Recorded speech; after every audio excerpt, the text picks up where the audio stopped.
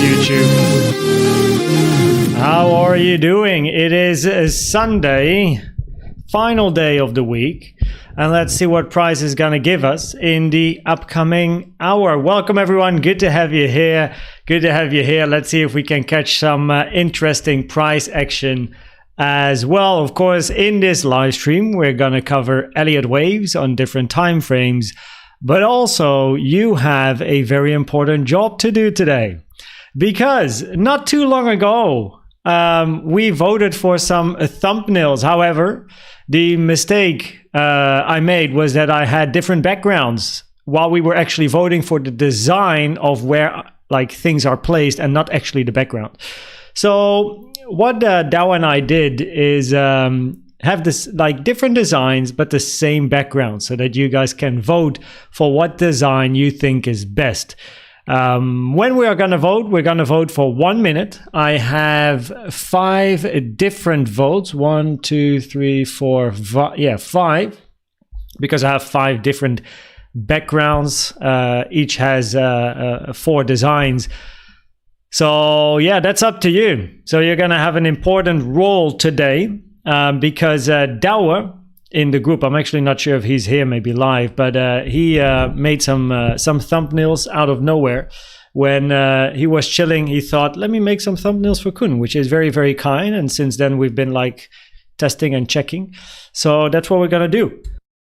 We're going to also vote for a certain design and then implement the design. You know, we're upgrading. Channel is almost a year old, and yeah, the title is pretty much the same and the thumbnails as well. So it's nice to have a little upgrade. Okay, what's up everyone? How you doing? M1304, welcome. Good to have you here from the Middle East. Mirp90, welcome. Manatvar, OG, good morning as well for you. For me, it's now afternoon, but maybe good morning for you. Wati, what's up? Kaiwit Skitula. Savadi Krup, I believe that's like some sort of hi in your native language. I can imagine. You've mentioned that once before, those words. I haven't Googled, gotta be honest. Anita, what's up? What you cooking? Jared, welcome. Mohammed, your highness, wow. Holy moly, gotta get used to that one. Brown Buck, what's up? Like and comment for the algo, appreciated. I still, what was your name? I know it wasn't Kuta, which I said last time because of your name. I can't read it. Francis, was it Francis or something like this?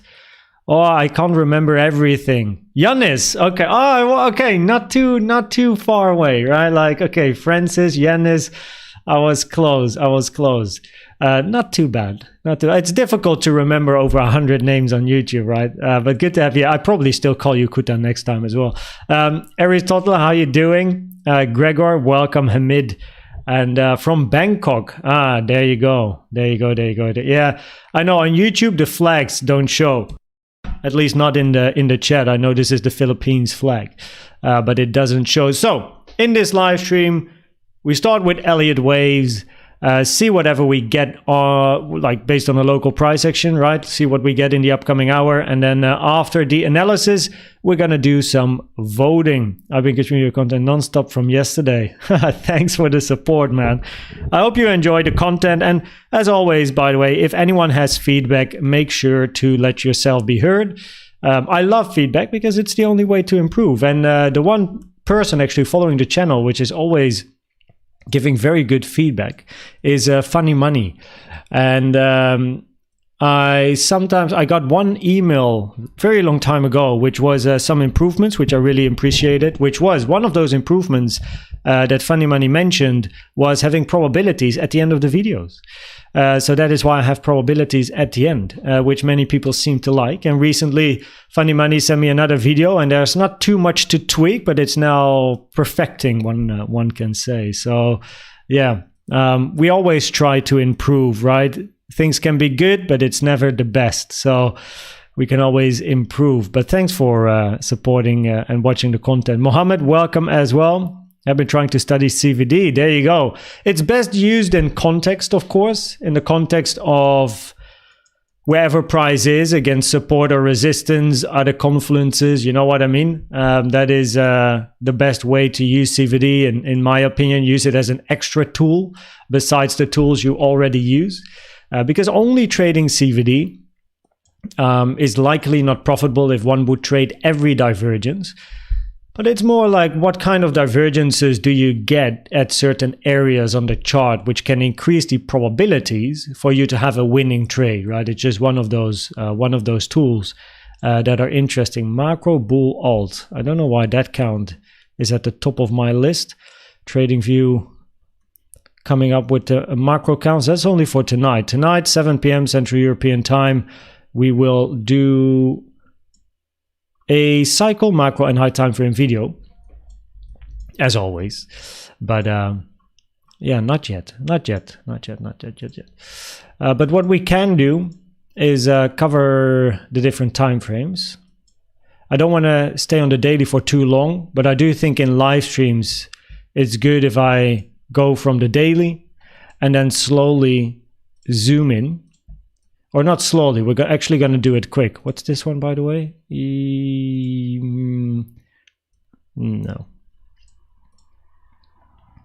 No. Okay. Organizing my chart here. There you go. Did I miss the alt stream? Absolutely not. No, you didn't. We still have to do the alt stream. No worries, Watty. Also, by the way, so for the ones that don't know, I'm going to do a very, very big 5-6 hour altcoin Elliott Wave stream where you can just come up with alts, and we're just going to go through them one by one, tuck for 5-6 hours. It's going to be great. And I'm planning to do it at least before I go to South Africa by the end of this month for my wedding. So should be Feb, no? But I have to plan it, and I will inform you by a community post on YouTube, and I'll tag everyone in Discord as well. KG, what's up? How you doing? 7K already, I know. I know, it's ridiculous. Yeah, we would have expected things to go this way, no? But thanks for popping in, KG. What's up? How you doing? Dutchy as well, by the way. The Dusty Hunt, good morning and sunrise. Good to have you here. Maybe a Band-Aid. What's up? Good to have you here as well. Okay, let's start. We're going to start on the daily time frame. We're going to zoom in and not lose too much time with the analysis. I want to be short and concise so that we have time for voting and time for chatting, because I'm planning to be online for about an hour. We're already in 10 minutes, but we're starting now. So pretty much 2:15-ish is the aim. And yeah, let's see where we are when we reach that time. Also, you will hear me cough less because my throat is getting better. That's very nice. Very, very nice. Okay, let's start on the weekly, by the way. We're not going to go through the macro stuff. That's for tonight. No. Actually, maybe I should... No. I'm not going to go through the high time frame stuff because I'm going to cover that tonight as well. So what am I doing? Let me do that there. And let's just cover the local stuff. Leaves us for with more time for chatting as well, because tonight is the cycle, macro, and high time frame, which is also just some of the scenarios that you see here. So it doesn't make sense to do that twice, of course. You don't like too much repetition, don't we? So okay, not too much has changed compared to this morning, but for people that just joined or were asleep during the morning update and just woke up, side of America, let's say, let's shortly cover the folders that I have here, right? And then we go into voting and chatting. So first of all, the bearish scenario.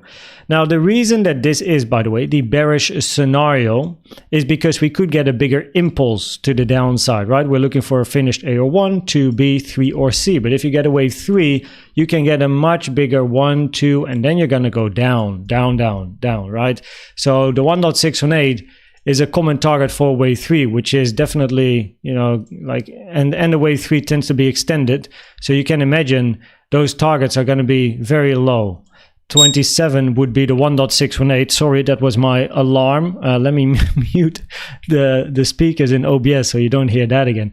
But a wave 3 can be very extended, which of course would lead to very low prices.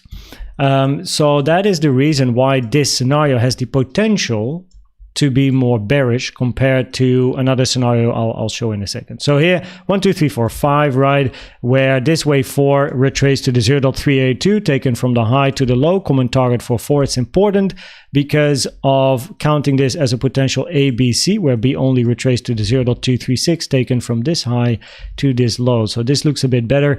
A or 1, B or 2, C or 3 down. Common target area B, 382, 886, 42.5, 47.9. Common target 205, you know this by now, right? 43.8, 46.8K taken from the high to the low. Preferably, we end B or 2 after the 0.382 fib time, taken from the high to the low. Time is important, right? So in this case now, we have hit the 0.382, very, very nice. After the 0.382 here, so 382 fib, 382 fib time. However, when we look at this move to the upside, probabilities aren't that great yet that this over here is a finished corrective structure. There is the opportunity for this to be an ABC structure, yes, but it's not the high probability micro scenarios, as we'll go to in a second, right? I got the micro folders in here as well, so then we go to the 1 hour 15 minute. Probabilities suggest a move higher still, but we eventually expect a bit of a retracement. We are now against resistance here, right? And I have 2 scenarios here, which would, the one is going down already and then a move up after. Or we have a 1 2 and then eventually 1 2 3 4 5 impulse finish A, but we'll get to that. So basically what I'm saying, the expectation would be that any drop to the downside still has probabilities, higher probabilities to move back up at a later stage. What's important is the daily gap as well. So here we have a daily gap on the daily chart. We have a gap between the low here and the high of this candle. This caused a gap. This candle, or actually these two, tested the gap, but none of these closed inside. If we reach this high once again at 43.5K, especially when we close a candle inside the gap, it does increase probabilities to move to the high of the gap and fill that gap. Now we do have some resistance just above the high of this gap, 45.9, 46.7K. So that is quite interesting and definitely an area that we have to keep in mind. That is arguably the strongest area of resistance that we have there. Now this is the bearish scenario locally. The only reason this is the arguably most bearish is because price would take the low. Here we are looking for a wave A, B, and a wave C. We hit the 1.618 for a wave C, as you can see with the high over here, which is in confluence with this resistance box, where we also have a weekly naked point of control, which is now touched, and the current month point of control as well. So I can remove the weekly here, keep the current month point of control, of course. So we definitely have some confluence in that area, as well as some bearish CVD divergences locally. This scenario, however, is not yet confirmed. We need more price action for this as well to confirm an A, B, and then a wave C, with wave C being a 1, 2, 3, 4, 5. The alternative is, of course, an impulse, right? It depends on how low this move would go if we reject here and move towards the downside and how impulsive it is. But again, the reason this is the most bearish is because we would take the low in a flat structure, because a zigzag to the upside in an ABC can actually lead to a few scenarios where the flat is 1. Zigzag A, you expect a zigzag B, and then you expect an impulse to the upside in C. Alternatively, we could have a WXY. The problem is we don't yet know, right? So then we have, this is a little older, so I actually have to up, and then let me just remove this because you just saw the fibs. A, B, C, we're looking for X, and then a wave Y. That's a double zigzag, WXY. But the double zigzag is a little less common compared to simple structures like a simple zigzag, a flat, right? So that is why I left it out this morning, but it is still a scenario that I do keep in mind. If you go to the bullish scenario, wait, why is this one in? Oh, I actually didn't, I will cover it anyway. But actually, oh wait, I'm in the wrong playlist. I'll cover this in a second, lol.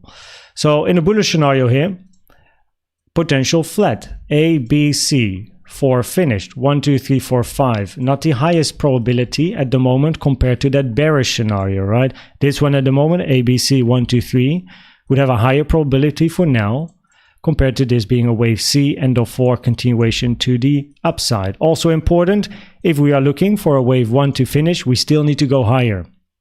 And I'll explain why in a second. Common target for B, hit. Common target for C, hit. C has to be an impulsive structure, right? 1, 2, 3, 4, and an extended 5. Not too common to have an extended 5, but you can't really count this nicely as an impulse anywhere else. On a lower time frame, we go to the probabilities in a second, right? Nothing has really changed too much, but we are here looking for a 5 waver in the bullish scenario. However, you can see I also have an ABC on the chart. That would of course be bearish. 1, 2, eventually we're looking for 3. My problem with this being the high of 3 is because the high is that the highest volume in this local move here is in the high. And that is not what you like to see. You can see over here, volume is in the last candle to the upside. That is not what you like to see in an impulse. Also, it would only happen if you get an extended wave 5, 1, 2, 3, 4, and then a big 5, then yes, 5 can end on high volume, but it's not common. So higher probability if we go down that this is a corrective high, which means, I'm going too quick. So in an impulse, we want to see this high taken and volume going down. Another higher high on lower volume. If we move down too low and hit the 0.618, which I'll show in a second as well, then the probabilities are higher. This is a corrective high or a potential C for then either a flat ABC for a bigger 4, right, where this wave 3 is already in here, or ABC and we go down. No? The 0.618 locally, again, is important as it always is. But here we could then have an A, B, C that's bearish, after which you expect to move down, or a 1, 2, 3. Generally though, on the lower time frames, we are expecting a bit of a retracement to come eventually. Something to look for. We are at the point of control of this range. Important resistance here. Price can pass and flip the point of control. Probabilities increase to move to this high, and we know what that does because we have the gap here as well, and resistance 44.2k.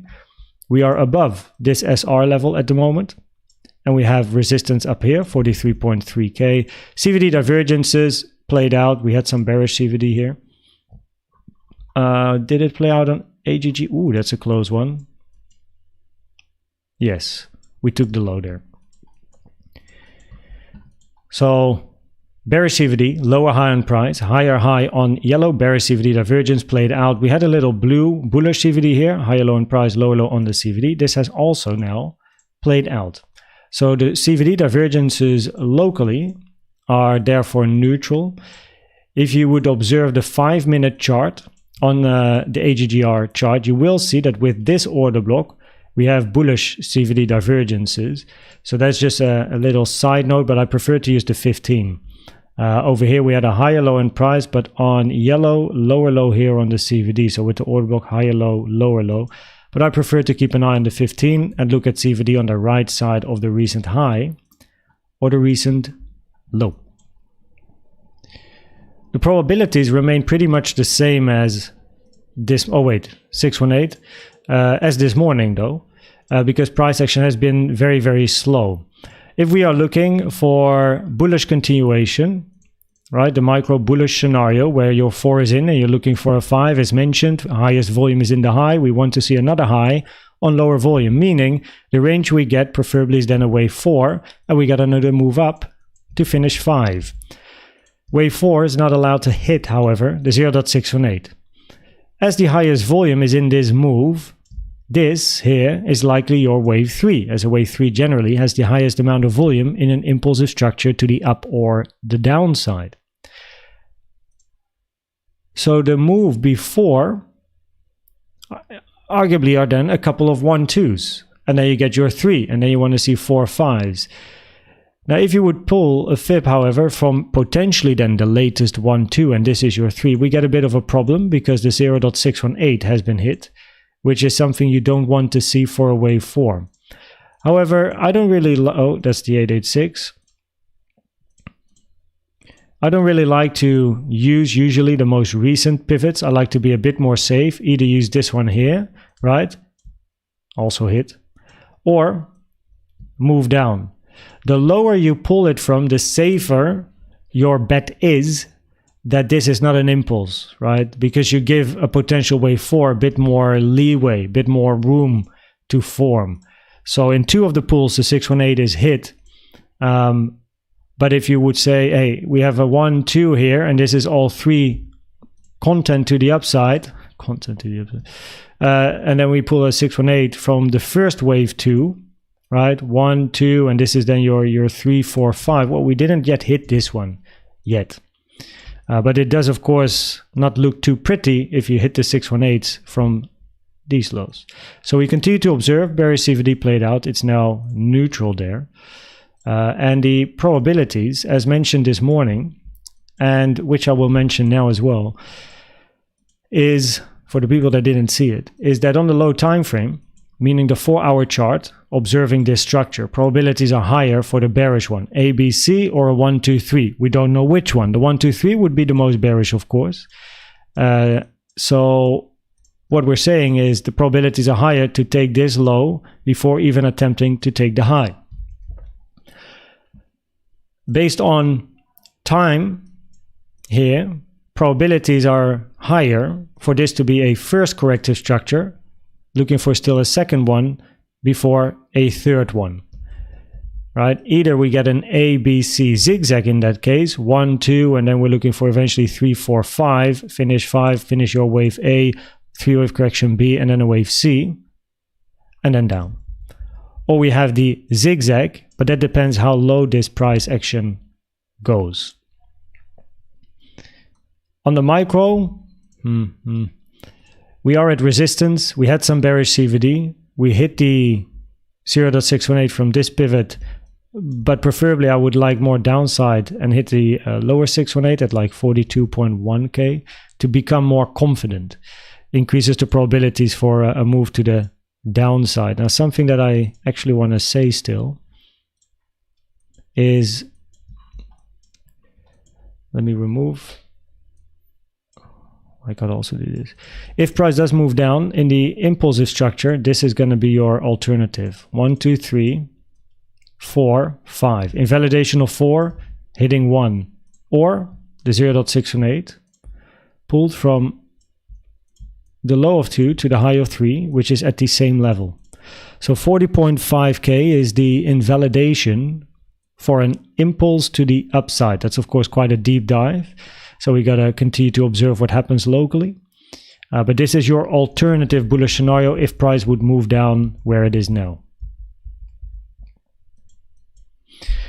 And that is pretty much it, because an ABC or an impulse here, at the moment we don't yet have the information to be very clear about, is this your ABC or not?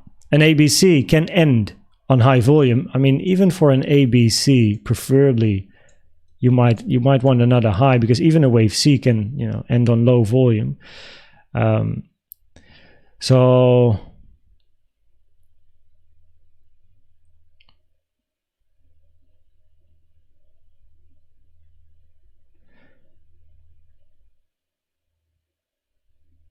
and the 1.618, so the common target for C is 1 to the 1.236. The 1.618 is, on statistics, a bit less common, but you know, still relatively common as well. So potentially the impulse would have a higher probability compared to an ABC here, but that would mean we do want to see strength, even if we come down, to later come up to finish a 5, because we would still need to move up. Also, this wave 2 here is important, because if we are looking for this wave 4 in blue, we want to see a range that is usually at least similar to your wave 2 in time. As long as you don't get a range similar in time to wave 2, probabilities are low, the same degree wave 4 is already in. This over here is too short for 2 and then the same degree 4. It would be low probabilities because there's no certainties that this wave 4 is this structure here. Higher probability, it's a lower degree wave 4. So, and we are at resistance now, of course. Bearish CVD at resistance. Yeah, not bad, no?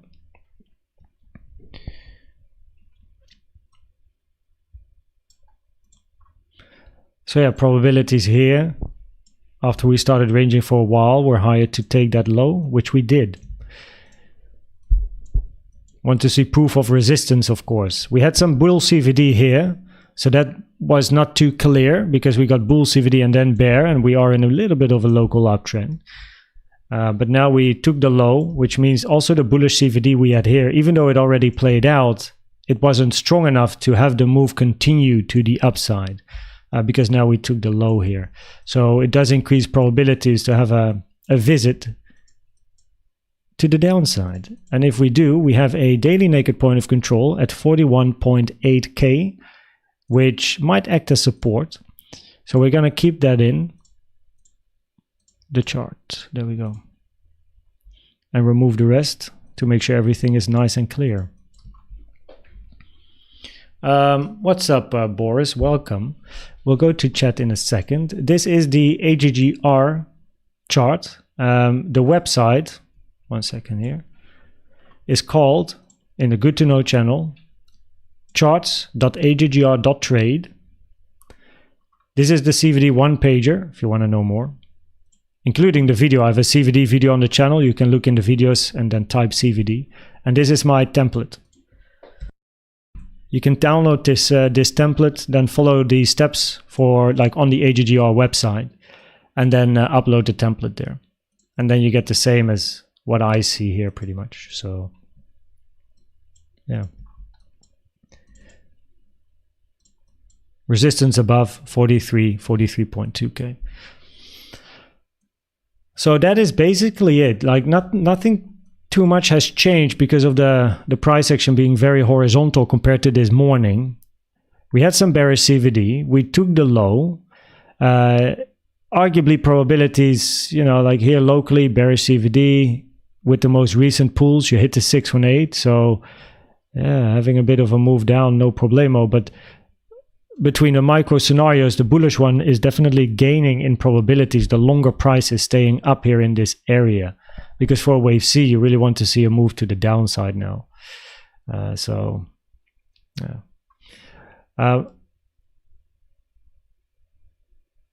So yeah, let's go through the chat, and then we do the voting as well. Breda, what's up?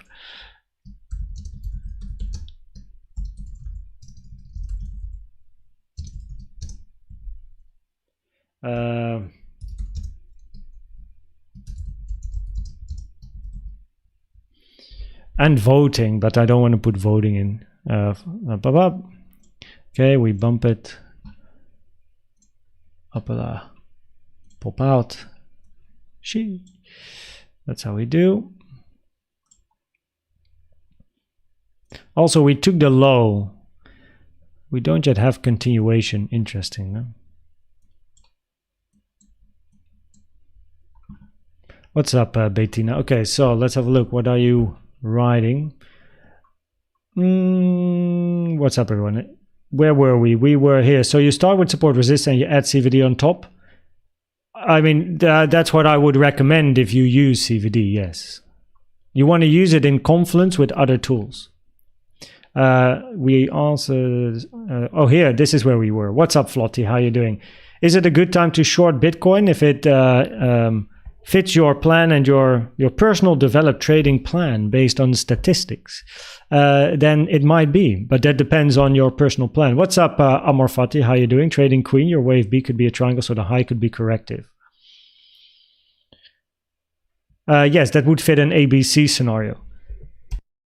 However, I would prefer a WXY with a zigzag flat in the WXY there.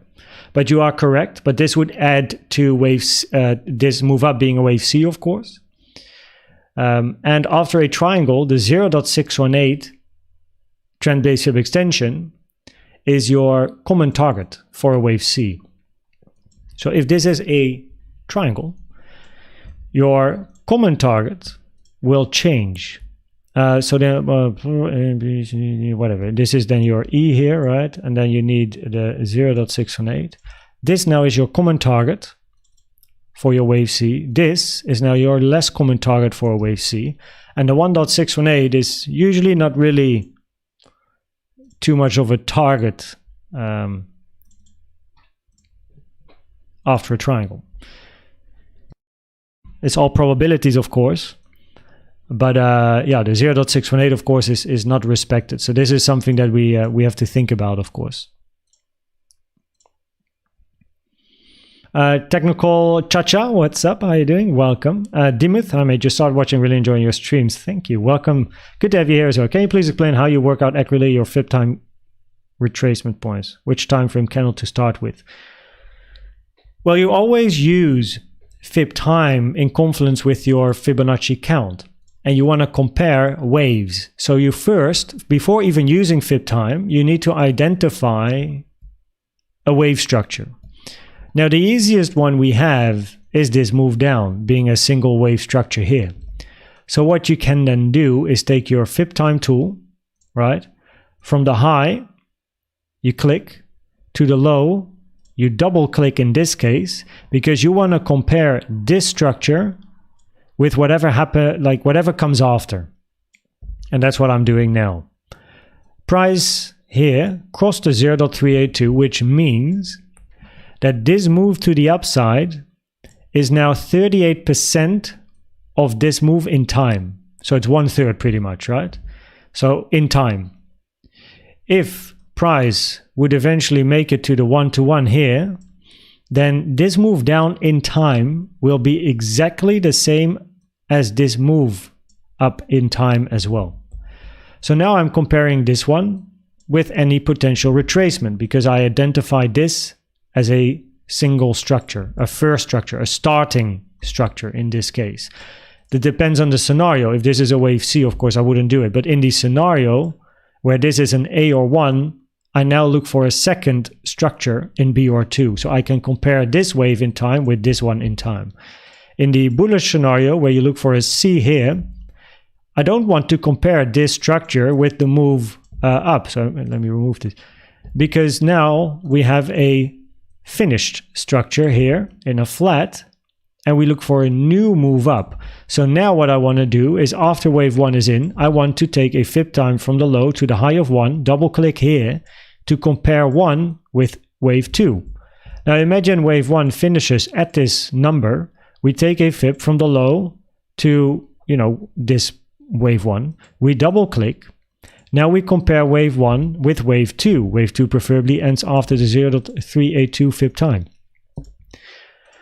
But now I don't want to compare this move down with this move up, which is the reason why in this scenario in my folder, I don't have a fib time on my chart here. It's a good question you asked. There's a lot of detail in, I suppose, the preparation I do that I not always tell. If I take, if this is the case, right? Imagine we don't know all of this price action. But we have a bit of a move down, right? Took the low. And we are looking for a wave C.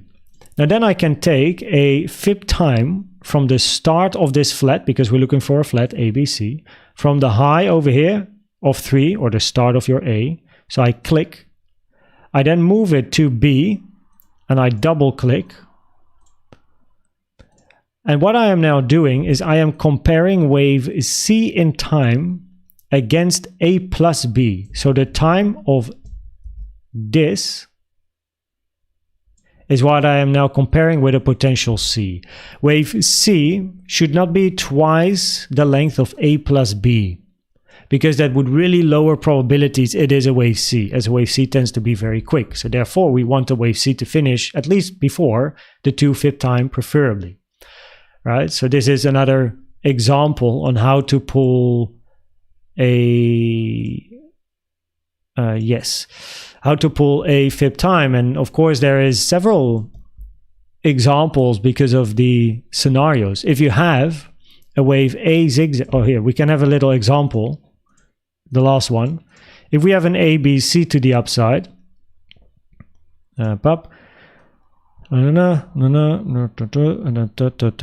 right? So then we take a fib time from the start of A to the end of A to the low of B. And then we toggle on these 3. Now, commonly, wave C likes to end between the 0.618 and the 1.618. Wave C can be very quick and sometimes very slow. It's just wave C things. But most commonly, But now I take it from this low to the high of A, and then I put the third pivot on the low of B, because I want to compare the length of A with the length in time of C. I don't care about B, but I do care about where B ended to measure C in comparison with A. So pivot 1, so your first click and second click, you select the area in time you want to compare something else against. Your third click is, and what happens after your third click is what you're comparing against, right? So click 1 and 2 is you take the time you want to, right? And then your third click, everything that happens after your third click is going to be compared against the time you took between your first and your second click. That is how you use fib time, which is of course relevant when you compare certain waves. Because Elliott waves is very much time related. Waves are very much like not only price related, also time related. Yeah. You are far too chipper. What's chipper? Oh boy. What's up, Mugandusi? Welcome. Good that you're here. Thanks, Mark. Is this current wave at hourly chart and ABC? Potentially, yes. So what we just identified here is we are against resistance. We had bearish CVD. Price took the low. A fib pulled from the low to the high here, 618 hit, right? So the probabilities of this being a wave 4 go down. Probabilities go up that we might see a move to the downside, which is the reason why the daily naked point of control is on my chart, because it's interesting support. And then depending on of course, the lower this goes, by the way, the higher the probability it will go lower. I mean, it sounds like such a duh, but it's because of the 618, because we have one more 618 here as well. And if you hit the 618, probabilities go up that this high is a corrective high. So either your wave C is finished and you get a bigger correction, or this high is a wave B and then a flat A, B, and then you want a wave C. Most common flat is taking the low of A, and a less common flat is a regular, but that's not possible now because this moved too high. And then you have a running flat, A, B, and then a C, and then you move up without taking the low. So interesting to keep an eye on what's this, 42.1 pretty much. But yeah, I of course have the daily naked point of control on my chart because I'm interested in that level. We have solid resistance, bearish CVD. Yeah. So is it going higher still than 42.8? What do you think of why up as part of B? Lots of short. A wave 5 extension is not too common.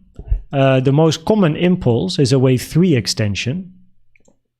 And a wave 5, so if you have an impulse 1, 2, 3, 4, 5, this is your most common, right?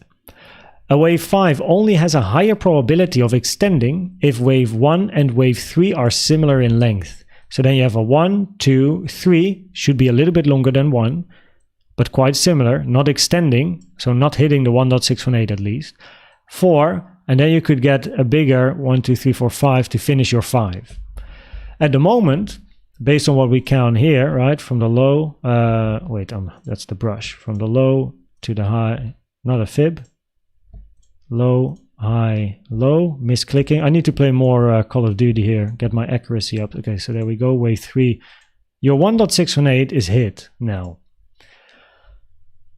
Doesn't yet mean that this is the high of your 3, because as mentioned, preferably you see another high on lower volume.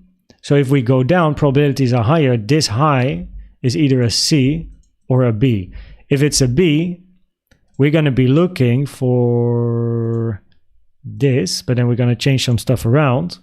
So then we pull this here, this here, this here, this here, that down, 5 up, A, 1. You can remove the volume bit. And then we're going to look for 2 or B. And your validation stays the same. So then this becomes a range in 4 comparable to your range in 2, after which you want to see one more push to the upside in a 5 to finish an A or 1, potentially grabbing liquidity, move down in 2B, before then moving up in a wave C or a 3. Preferably fill the daily gap that I spoke about earlier, which is the high is at 45.5k, but then you have very interesting resistance here. Important resistance for price, especially in the bearish scenario on the 4-hour chart. Elliott Waves is very dynamic, as you can see. Like the moment something hits, probabilities change, like the 0.618, right? The moment stuff hits, things immediately change in probabilities. So also Elliott Waves is a lot of patience. And that is why sometimes videos or content might look alike, because based on the price action, we didn't yet have any certain levels hit that really change probabilities. So in this case, the 618 is important locally. Hit that, probabilities immediately start switching in different scenarios. What's up, Duke? How you doing? Dump those bags. Looks like you're on the good side. Good on you. Demuth, great explanation. I'll watch this stream back also. Cheers. Yeah, cheers, mate. Thanks for the question. Flight Vision, morning concern.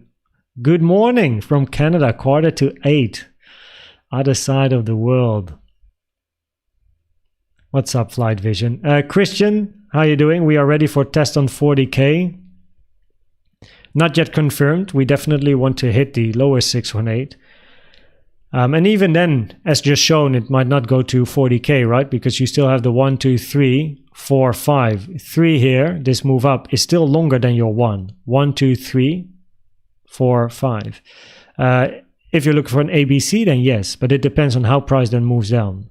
So we're looking for directional bias, but we are not yet sure what scenario would then play out.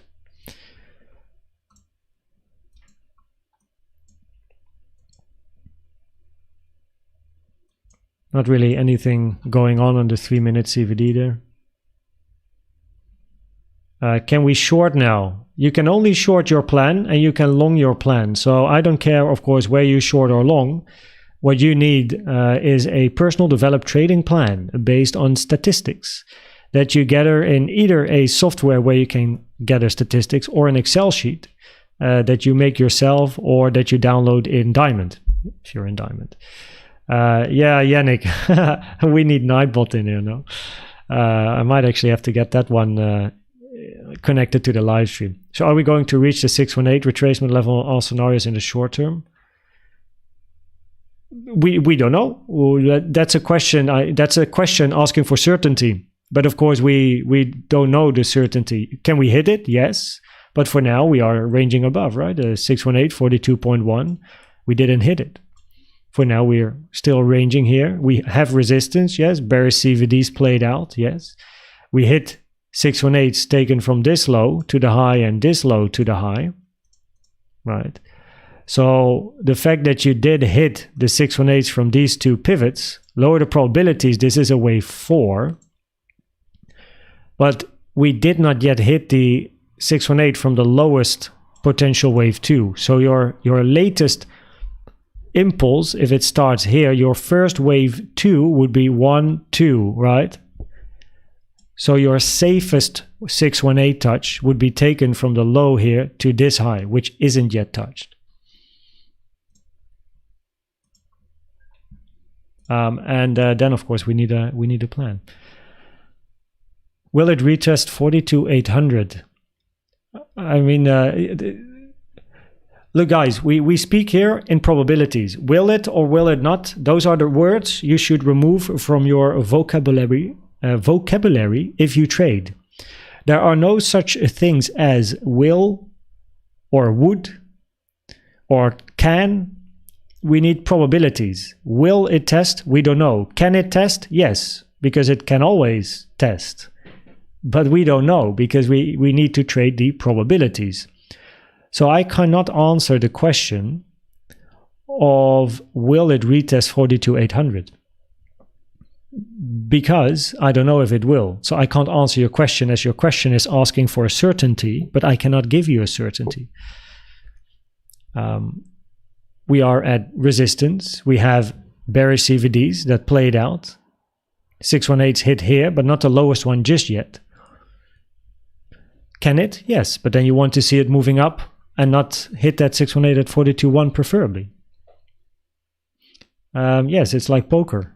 Correct, yeah. What's up, Mahir? How are you doing? Warner kept, what's up? Do you have any custom FIB time settings? Yeah, for wave 2, 4, and wave C. So this is wave 2.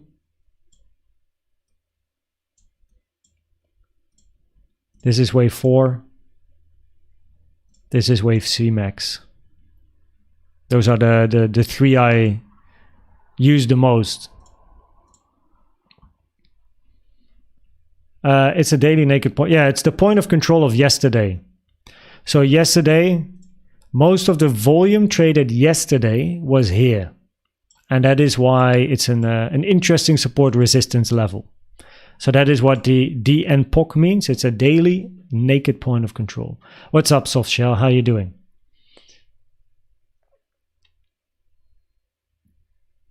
Better hand, 32K. Eventually still looking for a downside.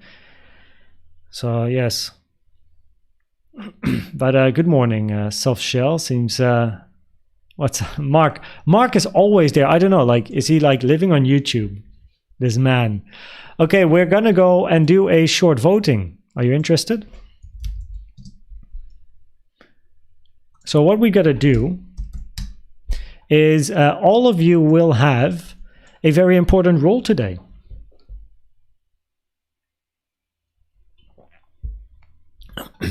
I think Mark is just testing who is a male or female in the chat. that is I think that's what Mark being cheeky here. We'll say liquidity above 43K before a bigger drop at the end. Bitcoin runs on liquidity grabs. Yes, that is a possibility as well. That is a possibility. Liquidity grabs, of course, are a big influence in how price moves. It's always looking for liquidity, but some highs, of course, are more important than others, and some lows are more important than others as well. Desek, what's up? How you doing? Ronnie, welcome. Mr. Friends, welcome as well. So Warner and Mr. Friends joining. Gurpreet, love from India, welcome. Wait, what's this?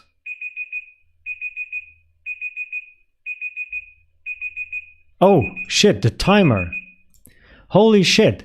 Of course you don't hear it because I put the sound off in my like speakers in OBS, but this went off. I didn't even know I turned it on. I thought, wait, is one of my alarms going off? But I'm like, price didn't even move. So yes, you have an important oh, you did hear it. Oh yeah, it's from the mic then. Not the actual speakers, because you definitely hear it in your earphones if you have them. Yeah. Adrian, what's up? Okay, so let's go into the voting and then continue chatting. What we're gonna do is we vote for a new design of the thumbnails. This is on you guys, right?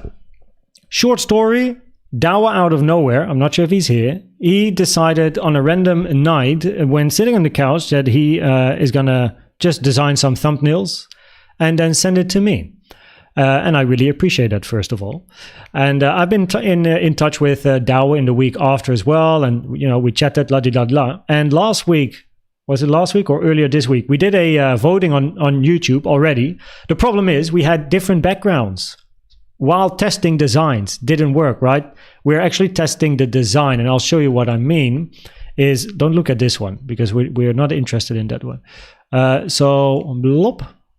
The ones we are going to vote is, you see these four, these four, these four, these four, and these four. And it's about the design. So what we did is, you can see here, Elliott Wave's left top, Elliott Wave's left bottom, my face is on the left, my face is on the right, Bitcoin is big, no Bitcoin. So what we did last time is we had this background and then the second design had this background and the third had this one and the fourth. It doesn't work. We need the same background but different designs, right? So that actually the voting can be as neutral as possible. We're going to focus on the design, you know what I mean? So we failed miserably last time, but now we fixed it. So what we're going to do is ask you, or what I'm going to do is ask you to give your vote, and it's going to be 1 minute for voting, and then I make a screenshot, and and I'm gonna do the same in Discord as well. In case you are in Discord, you will have a chance to vote again. So we're gonna keep an eye on what price does, of course, but we're also gonna vote. So what I'm now gonna do is quickly move you to my second screen and open my WhatsApp, because I screenshotted all of these, and I'm gonna open them in this browser. Can I just do it like this? Wait. Okay. Back with me here, right? So we have this. Wait. No. We need to do this. Go back. Do that. Left top. Right? That's number 1.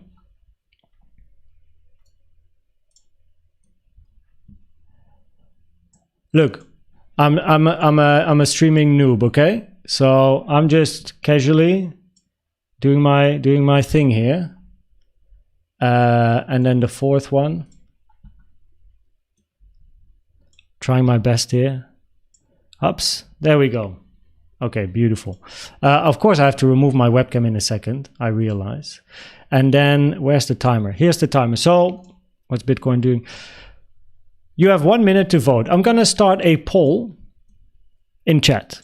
It's gonna only be 1 minute, and then we go to the next one, right? So what I will do is click on plus. There you go. You have a voice, everyone, on this channel. Start a poll. Left up is 1, right? So which design do you like the most? And then we have not yes or no. 1, 2, 3, 4. I should do that differently. Left top. Right top. Just to make sure there's no confusion. Left bottom, right right bottom. Okay. Check what Bitcoin is doing. Still nothing, right? So I'm going to remove this. Let's see how does it look on OBS. Oh, I got to park my webcam for a short second. Now, just realize that on OBS, by the way, I cut the lower end of the screen because of my Windows bar is there, you know what I mean?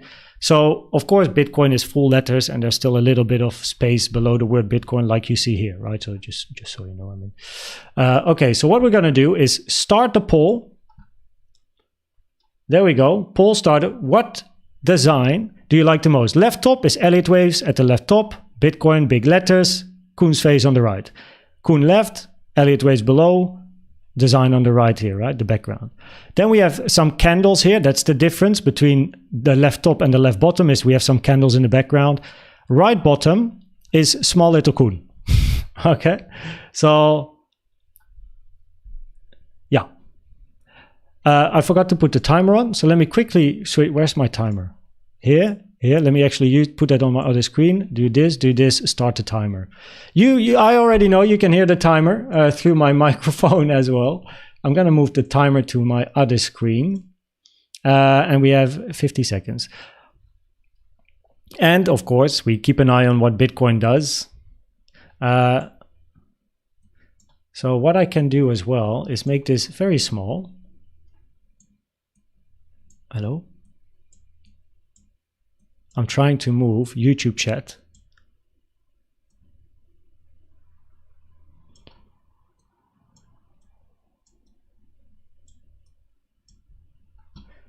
There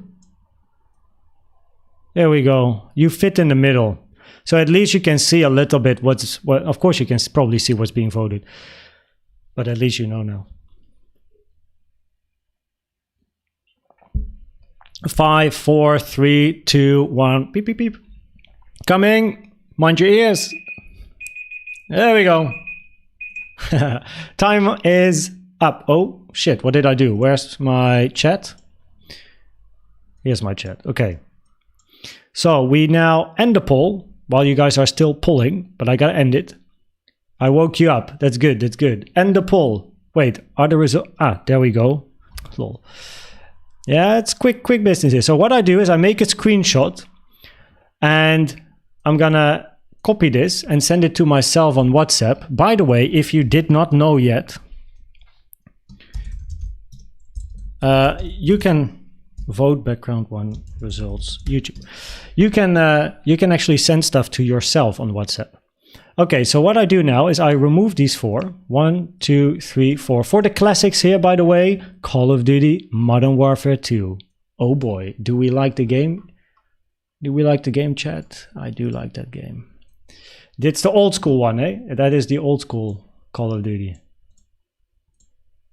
That's 1. So what I do now is I change the background because I know there's going to be a bias with the design depending on the background. So what we did is have other backgrounds as well. Now, of course, the design that we choose, thanks to your votes as well, right? They're part of the whole voting. Depending on the design, we can change the background all the time. Oh shit, I actually forgot to remove my webcam during the previous vote. Nice job, cool. But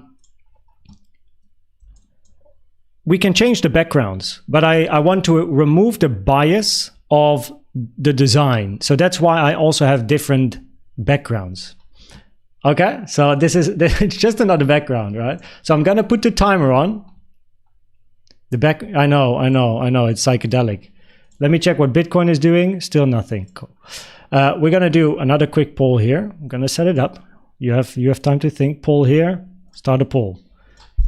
What design do you like the most? Right, wait. Left top, right top. Left bottom, right bottom. I gotta probably put my webcam somewhere else. So now I will start the poll. I will start the 1-minute timer. It is running as we speak. My webcam was gone, lol.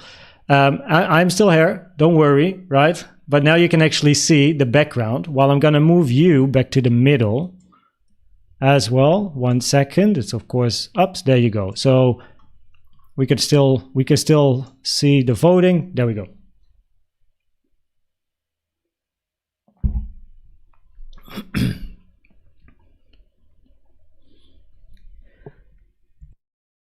Right bottom and right top. Apparently the right side does pretty well here.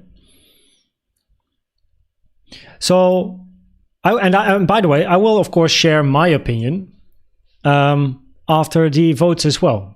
So while you are voting, quick look at Bitcoin, nothing happening. Of course, we go back to Bitcoin in a second. DAO not allowed to vote. I see you in the, oh, hey. There we go. My webcam can go back on. I'm still here. Still, I gotta say, I'm not used to being live without a webcam. So, wait, holy shit. 30-30.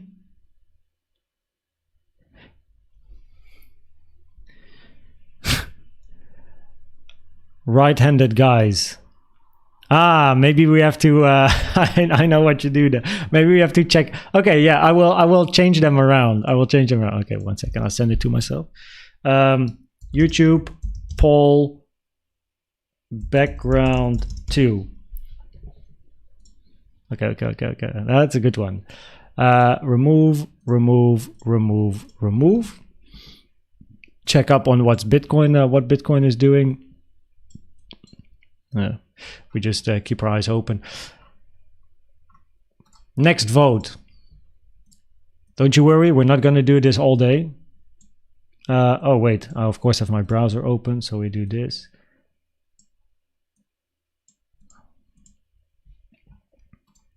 Oh no. I got to change things around. So I'm going to put that one there.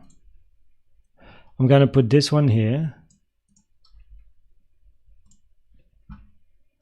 I'm going to put this. So now I'm going to switch some stuff around. This one goes there. And this one. So we want to avoid the position bias now as well. Okay, there we go. Did I see a question? The titles and Bitcoin, not the same. It's just about the design. So no worries, no worries. This is what Douwe made. It's just about the positioning of where is my head, where is the Elliott Waves title with my logo, and where is the word, if there is a word. Okay, so now we're gonna do poll. What design do you like the most? Left top, right top. Add option, add option. Left bottom, right bottom. I'm gonna start the poll. Remove my face so that you can actually see the right bottom one. And again, you have a voice here because you're basically chat and Discord as well, together with Douwe and myself. You're going to play an important role in what the thumbnails are going to be on the channel from soon. So, yeah, I do have to remember in this case, by the way, where the pictures are. So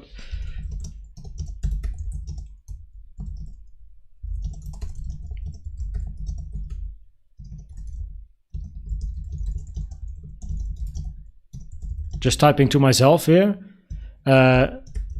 Third left bottom, fourth. Because now that I changed some stuff around with the positioning, I'm still here. I got to remember myself what the position is of the different designs. So what are you up to? Wow, left top, right bottom. Left top, right bottom. I see, I see. Hey. Okay, chat, you're doing good. You're doing good. Oh, reset, reset. Thanks everyone for voting as well, right? So what I will do this time is actually do a whole screenshot of my full screen, just so I know where the backgrounds actually are. Oh wait, the voting is not finished. 1 second, and poll. There we go. Take a screenshot. Ta-da! Send this to myself on WhatsApp. So such a loner. Voting. There we go.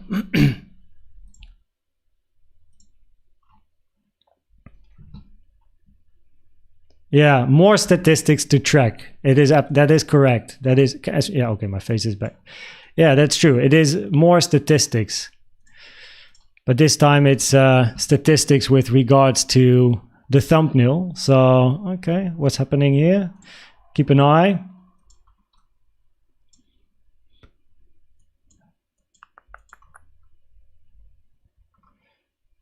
Now, this is 3 minutes, so I prefer to be patient.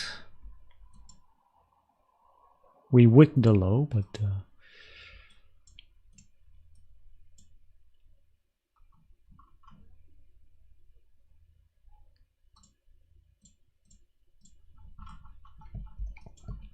okay. Can it be a low probabilities? It's a 1 to 1 to 1 2. So a short in between here, because I have of course another vote. But for a 1 to 1 to 1 2, preferably what you see is a grind 1 2 1 2 1 2 3, where each next wave 1 and 2 is preferably shorter in time and price than the previous one. Doesn't always happen, but that's preferred. Where you then have bullish CVD between the twos. Also, your wave 2s, of course, need to reach wave 2 targets. This here did not reach wave 2 targets. It hit the 236, I believe, from the low to the high, but that's very low probability. It's a wave 2. And of course, preferably we want to see big bullish CVDs between these pivots as well, but this one didn't really drop deep enough to really create anything. So, ta-da. Okay, chat.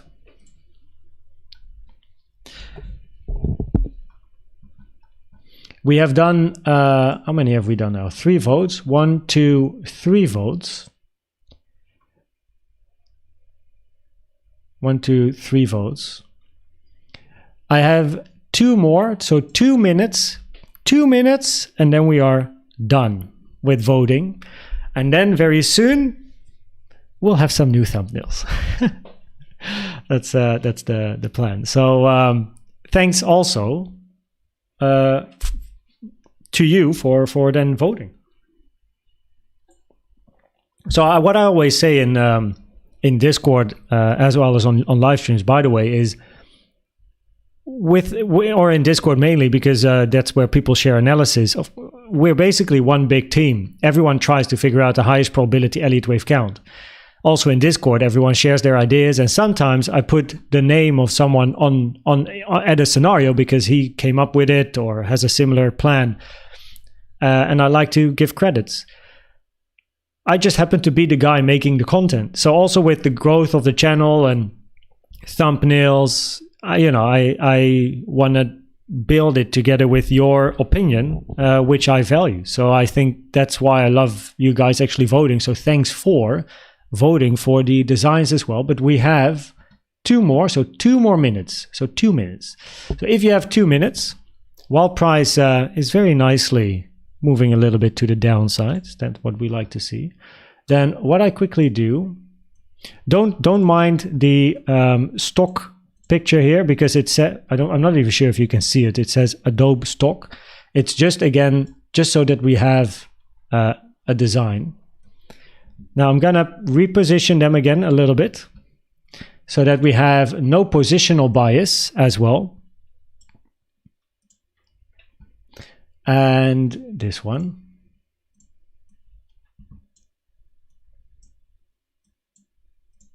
There we go. No, definitely not, Mr. Friends. I know what you do there. Okay, everyone. There we go again. Oh, well, show support for Koen's trading.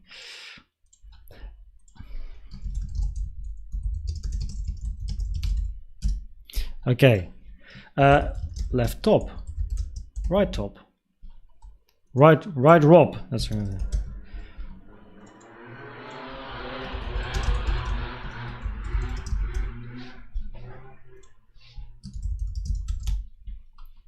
Ready? Gonna put you here, nicely in between, and remove my webcam for 1 minute. You have to miss my face for 1 minute, which I'm sure is no problem. And I just put on the timer again. So what is your favorite design? Don't mind the word after or Adobe stock that you see. It's just the design. So left top, left bottom, right bottom.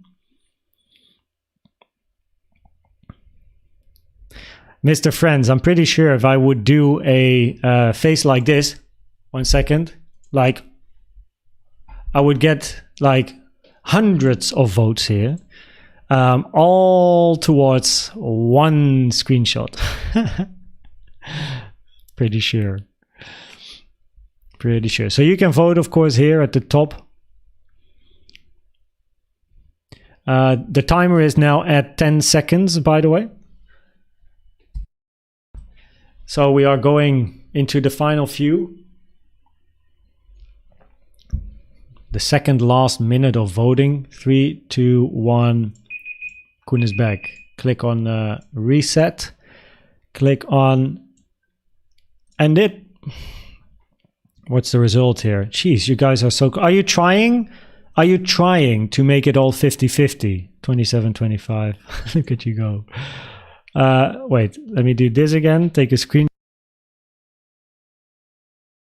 Oh, that was my mic. Wrong button. I have a very nice button on my screen, on my keyboard. which makes me take screenshots instantly.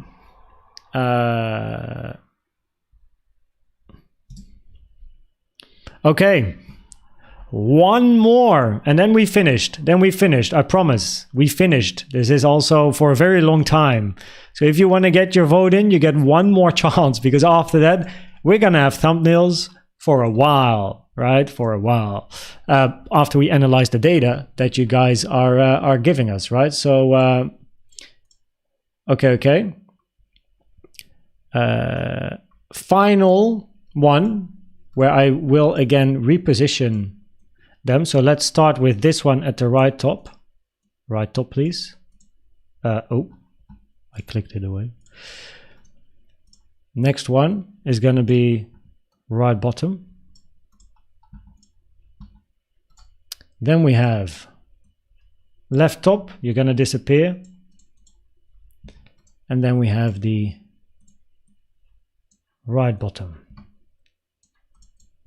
There we go. Beautiful. Last vote. Instead of mouth open, could always do wide eye or raised eye. Yeah, I do have another picture of myself, actually.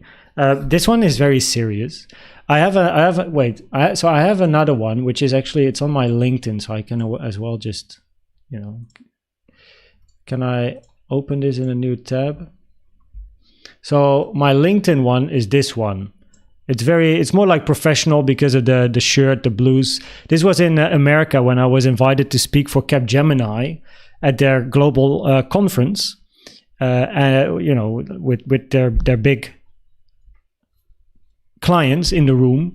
So I have this one as an alternative, but we're not yet using this, right? It's just, yeah, you know what I mean? So, okay, timer is gonna go on soon. Just to make marks. No, the one that developed this is Douwe. Is Douwe here? I think he said at the beginning he is not gonna vote. Oh, here. Shit, I saw his name. Oh, here, Douwe. There he is. Douwe Wester, right?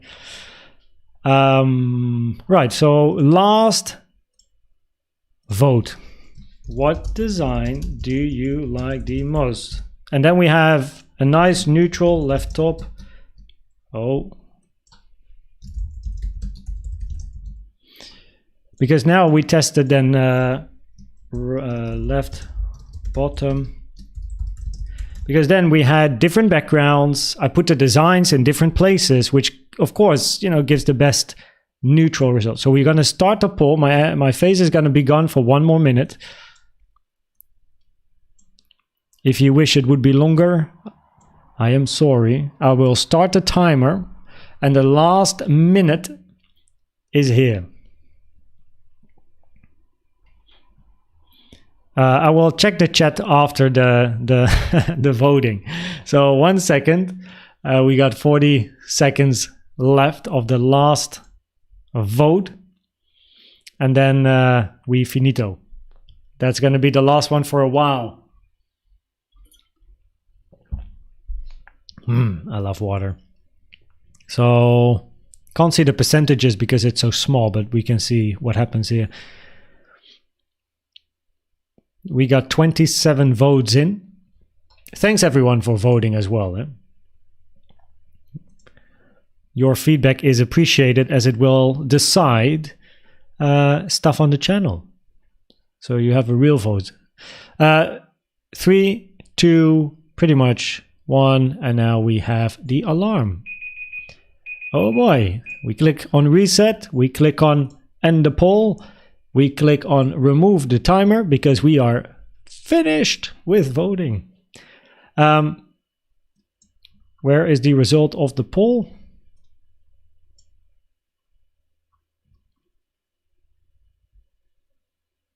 Thank you. Holy moly.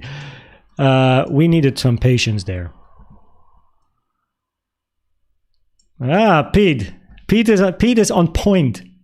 Pete on point. Thanks for voting, Pete, as well. Okay, so let me remove this. 1, 2, and let's get back to the Bitcoin chart. Chuck. Let me send this to myself.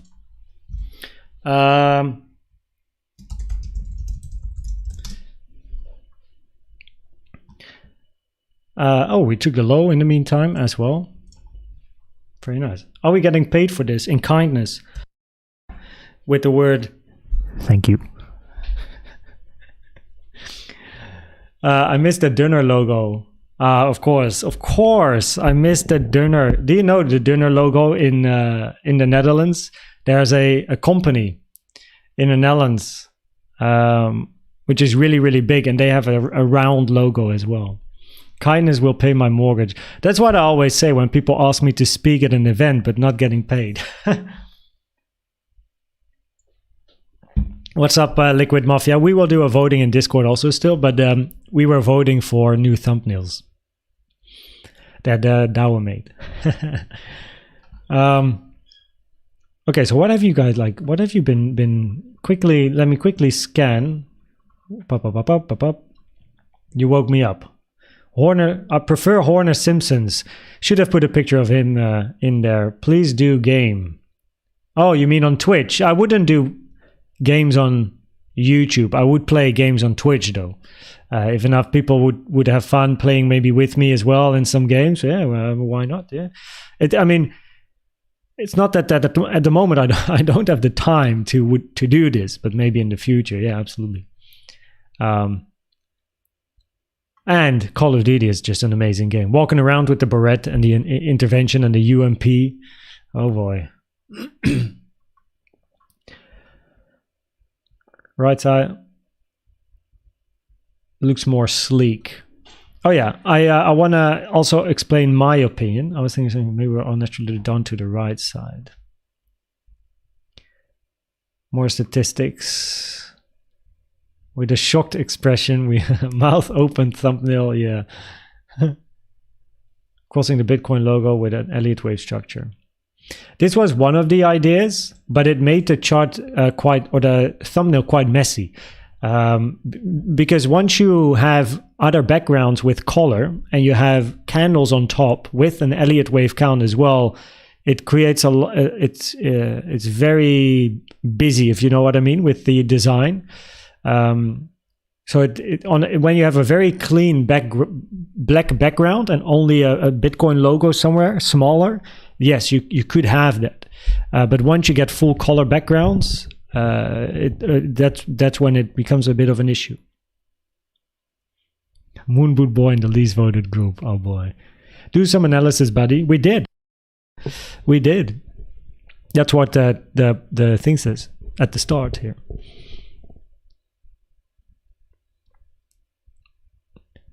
I made some for Andy though. Oh, Mark also an editor. Jeez, everyone here.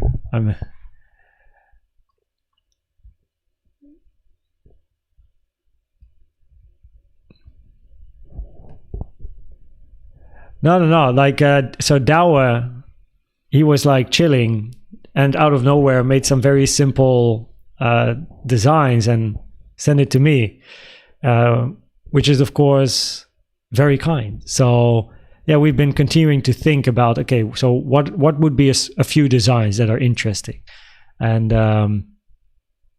yeah, these are the ones that came out basically. So four designs, and the background can change.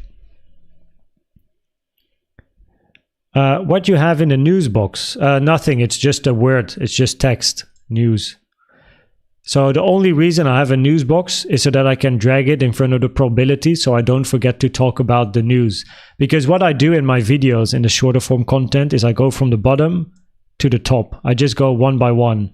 So it's almost like a PowerPoint presentation really, but I basically go through scenario, next. And then I talk about the news sometimes before the probabilities, if there is any news. And then I get to the probabilities. So the news box folder is only there for me to remind myself I have to talk about the news in some videos.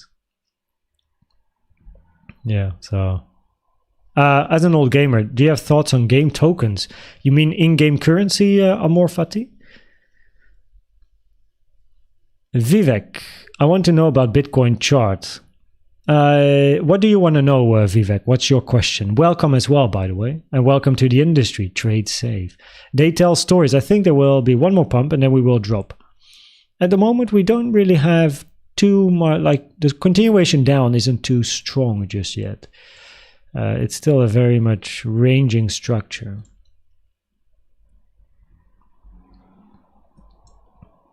We did almost hit the 0.618 though, so even though it's a slow grind here, it's not easy to now really count this as an impulsive structure.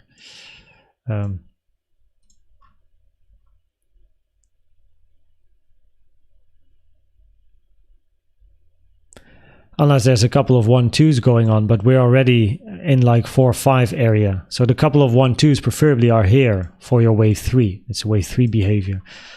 So the fact that we hit 618s, pulled from these lows to the high here. We didn't yet hit it from this low to this high. Not yet. But it's starting to be quite like, length in time would be okay compared with this range. As well as this one. But if you hit the 618, that's at 42.1, it would increase probabilities to move a bit to the downside and look for that daily naked point of control, which would be interesting, or even lower targets. That depends on how price moves down. So price taking this low and bearish CVD against resistance does increase the probabilities a little for a move down. We have 2 wicks here now. We didn't yet hit 42.1k though. 6-hour alt stream soon, before I go to South Africa, which is the end of February for my wedding. So soon is basically planning it for upcoming month. I can redo your logo if you want. Thanks, Liquid Mafia. I appreciate it. I'm always open to see like what people can come up with.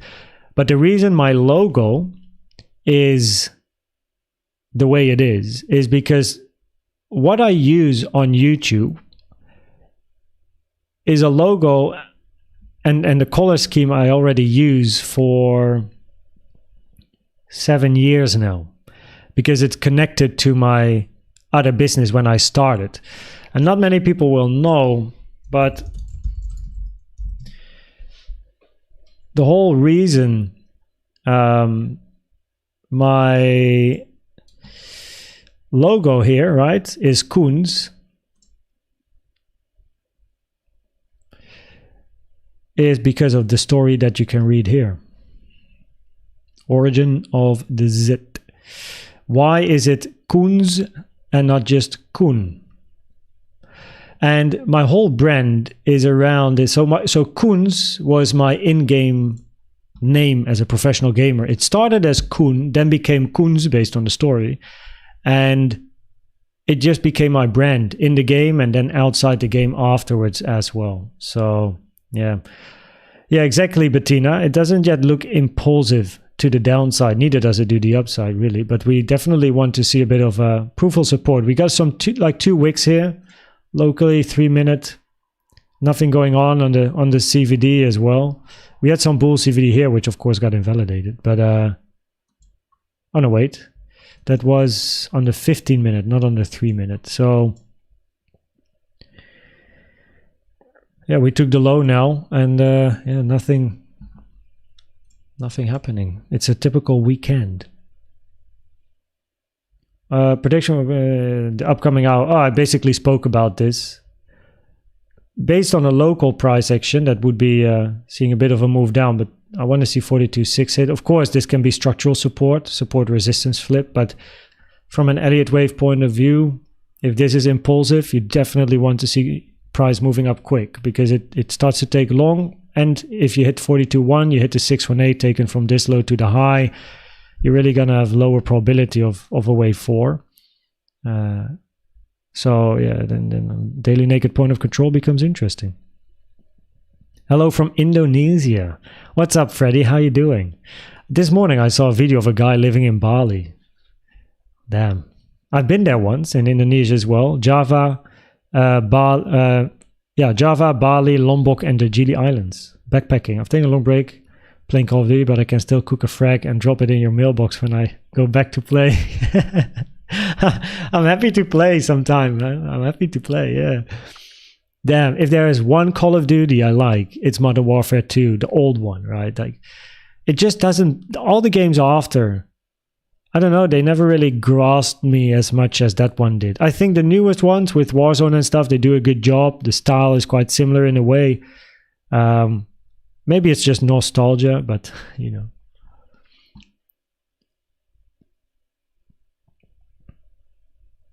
Last of Us and the Final Uncharted. Any recommendations?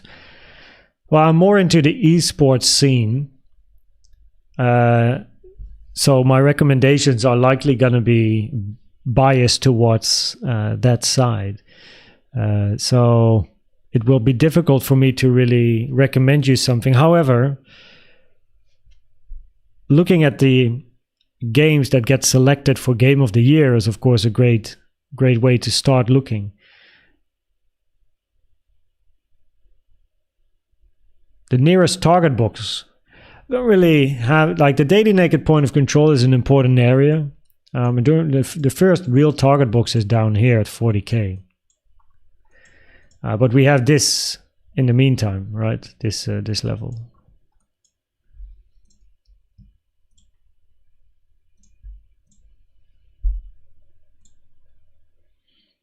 Just below the golden pocket. Yeah, no, other than that, there's not too much going on in this area. Yeah. My Xbox gamer tag. I don't have an Xbox. I'll tell you what, I never ever owned an Xbox. In the past, I started with the Game Boy Color Pikachu. Pokemon Yellow, by the way. Why am I saying Pikachu? Pokemon Yellow. Of course, it had the Pikachu logo on the thing that you put in the Game Boy Color. I had a purple Game Boy Color with Pokemon Yellow, and I played Space Invaders and my grandma with my family. That's how I started in the 90s. Then eventually, my parents gave me, like us as kids, I have two brothers, a PlayStation 1, and then, you know, things developed. I got a Game Boy SP, PSP, PlayStation 2, PlayStation 3, and then eventually my dad found Trackmania, and I was always into race games. So yeah. Q&A Visa consultants. That depends on your plan. That's my answer. So yeah, I always played race games. That was my big passion. I wanted to race in real life, but I wasn't allowed to. Too expensive and too dangerous. So yeah, that's when I went virtual, and the game I played was Trackmania. Professionally for 11 years, and played 13, 14, 15, played 4 world championships and got 3rd at my first try. Always ended in the top 5 and top 10, but never got 3rd or 2nd or 1st, really. So, to Mark's now, exactly, Mark. Everyone with a Z here, next live stream. So I played Trackmania. It's a racing game. For 20 years. No name, just a design. I mean, yeah, happy to have, like, inspiration. You never know. There might be something that just pops up and is like, you know. So I am not really creative in a design perspective. So it's very difficult for me to think, how could the logo look better or different?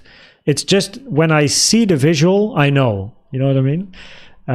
But don't put too much work in that stuff, of course, if anyone wants to have a try at it. Yeah, but the color scheme, I can also give you the colors. Yeah, the color scheme fits the website, fits the brand, fits the,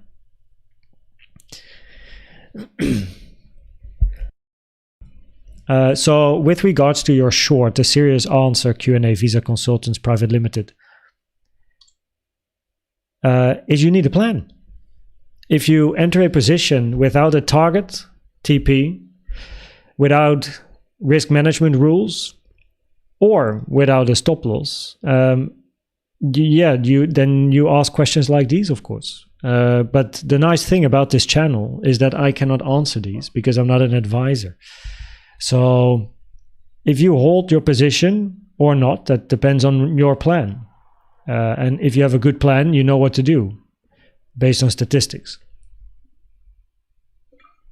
if you don't have a good plan, then you ask these questions, which basically means what I'm trying to say and trying to help you is, please put effort in building a plan.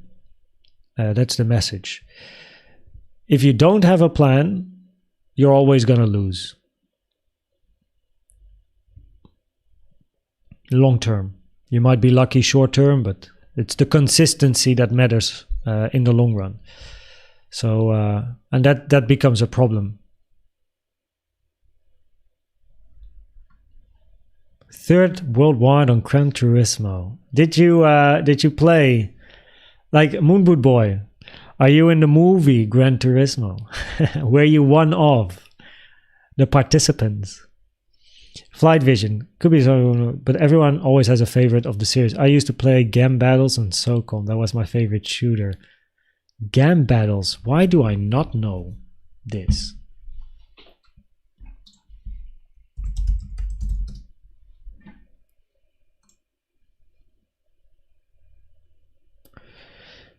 Play video games, win cash.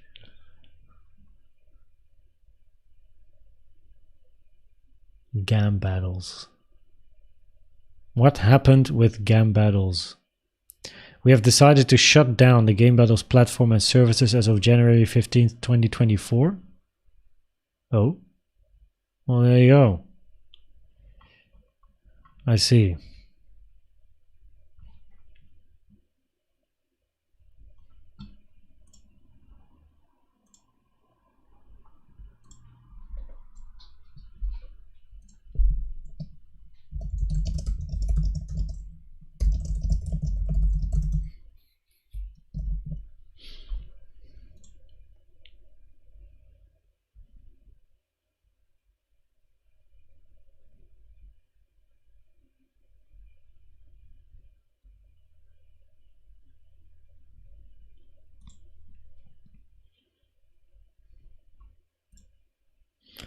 Game battles. Holy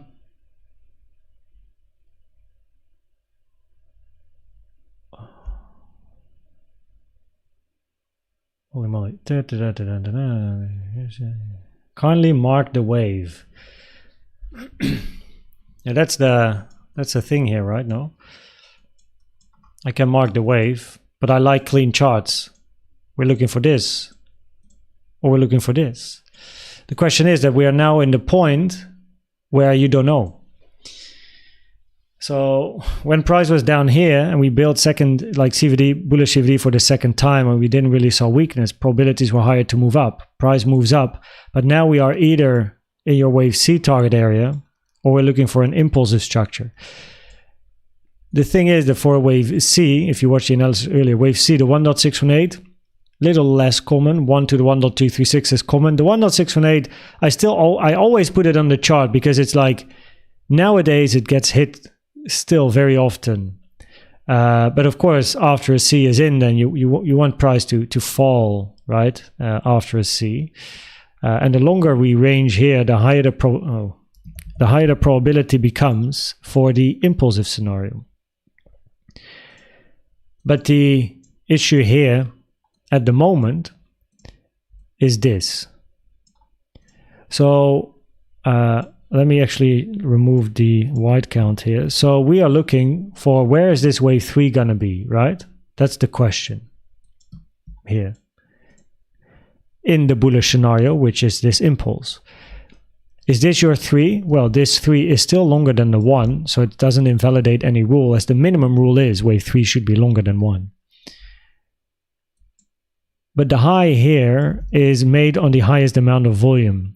So that means you want to see at least another high on lower volume. If you take this high, right, there's still wave C potential. It just lowers probabilities because you're going to move above the 1.618. And especially if you close candles up here, it improves probabilities for a 5-wave impulsive structure. Now this move to the upside here, that's a bit of a thing, because you can have a 1, 2, 3, 4, 5 either in or soon in, but that means that if this is the low of your 4 and this is a 5, You want an impulse. And the issue we have a little bit here is if we're looking at this being an impulse, 1, 2, 1, 2, what's this? 3, 4. Is this 3, 4? Because usually the highest amount of volume is in your wave 3. The highest amount of volume is here. Highest amount of volume is in the high. Unless this is a wave 5. 1, 2, 3, 4, 5. Extended 5 ending on high volume. But then you would still expect a deeper retracement in 4. If that's your end of 3 and you're looking for a 4, you're still expecting a deeper move down. So it's just that but also of course we want it to fall, and at the moment it's still holding. Pretty much a simple support resistance flip that it did here. So yeah, it's not a nice impulsive structure on the very low time frame. 1, 2, 1, 2, 3, 4, 5, 4, 5. 1 second. 1 second. 1, 2, 1, 2. That would be the only way. 1, 2. 886 touch. Not too great. 1, 2, 1, 2. This is then your. So then I would say the only way to count it really nicely impulsive would be 1, 2, 1, 2, 3, 4, 5. 1, 2, 1, 2, 3, 4. Sideways 4, 5. 4, 5.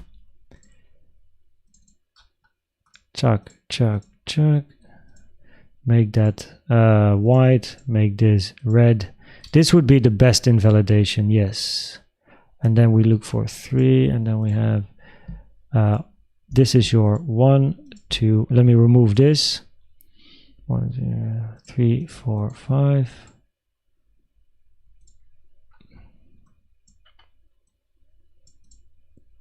Pop, pop, pop, pop, pop. 15. And then you're gonna have 1, 2, 3, 4, 5. This would be your bullish count. So your invalidation is the 0.618 at 42,160 in this case. Then you have your wave 5. Now let me make this yellow, because in the bigger context we are then looking for 3, 4, 5, A1.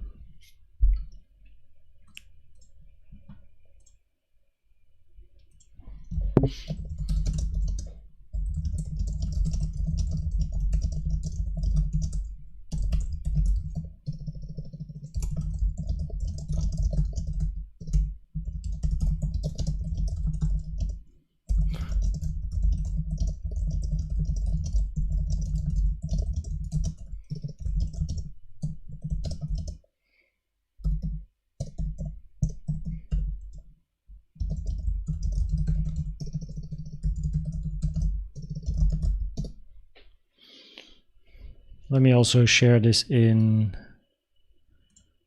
silver, because of course I'm chilling online now, but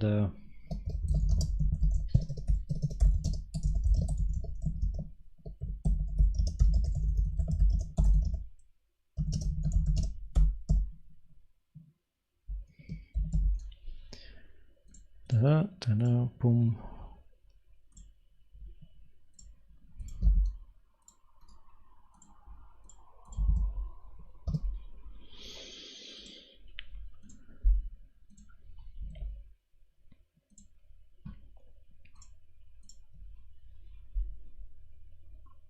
Voila.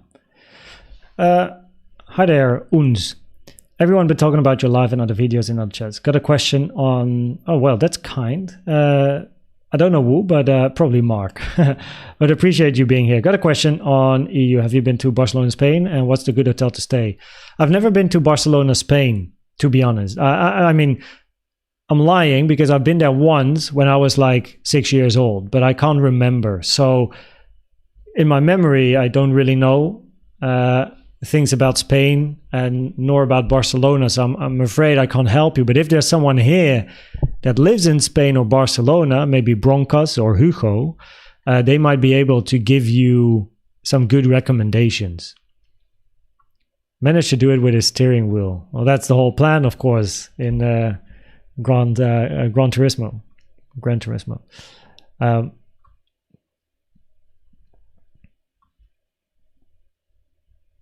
I played... Actually, let me remove this here because we have some additional info. Nah, people can see. If they join, they see what we have here. The 0.618 is important. Command and Conquer. Yeah, I know that game as well. It was a fun movie, but what I don't like about the Gran Turismo movie is it's always so fake. I have a like... It's very difficult for me as a ex-professional race gamer to watch a movie like Gran Turismo where they just put their they record with their little camera, they record cars going on a track, and then in the editing, they're like, let's put the video on 2x speed. Oh no, wait, let's put it on 4x speed so it actually looks like they go fast. But Mr. Editor probably has no clue, or the producing has no clue, that people that actually know about racing can see it is accelerated.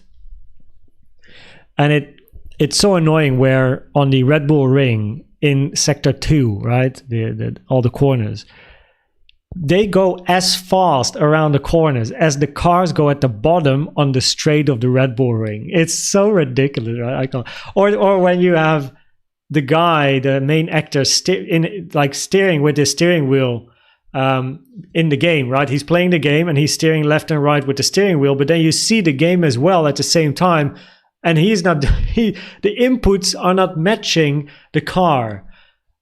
Why? Why don't they just get if the guy, the actor, is not in the screen, just get someone that can play the game, that steers accurately with the content on the screen, and get yourself a racing car driver, put the guy in when you're not putting your main actor's face in the camera in the car. So the moment you only see the cars, just get people driving, like get drivers, so that it actually looks realistic. So this is what pisses me off. I like the movie, it's a fun story, but from a racing fan's perspective, I don't think it was that great.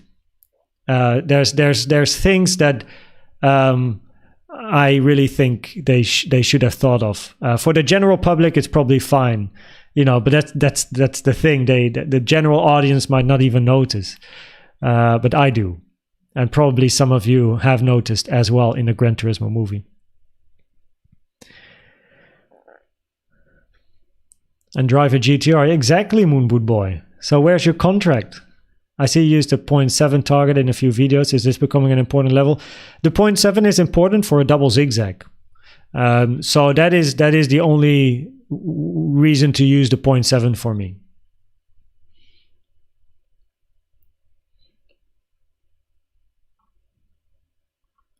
What's up, Earthman? Welcome. And Paulus as well. Come on and conquer in the 90s. The good old days. Sideways moon for at least the next 8 hours. Could as well happen. How do you understand when bullish or bearish CVD play out? When the low or the high is taken. So when you have bearish CVD here, this is your target. The moment the low is taken, bearish CVD played out. Other way around, if you have a move like this, higher low in price, lower low in the CVD, bullish CVD divergence, it plays out if price takes the high. Your yellow 4 could be placed where your white 4 is in the small triangle. 3, 4, 5, 4, 5. That would be a very short wave 4, but yes, it is an alternative. But it's mainly about the 618 here that's important, because if you hit this, you go into a bigger 4. But we could definitely continue ranging here for a while. Wave 4 behavior, you know what I mean? before any push up.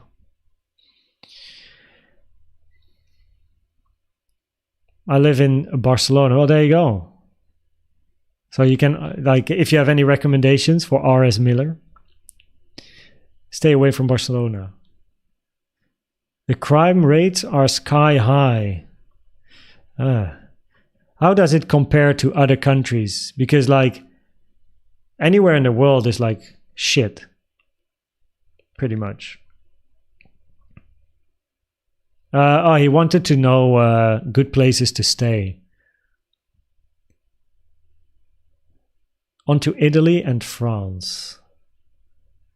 What's up, Chaotic Speculator? Welcome. Do you use vector candles as indicators in your analysis? Nope. I don't use vector candles. I do know what they are because Justin in Discord talks a lot about the vector candles. I don't really like, I've never used them, so I don't really have experience, but I kind of know a little bit about the colors. Yes, exactly, maybe a Band-Aid. You heard the same back then as well. Barcelona is pretty bad. Be aware of pickpockets and people approaching you for no reason.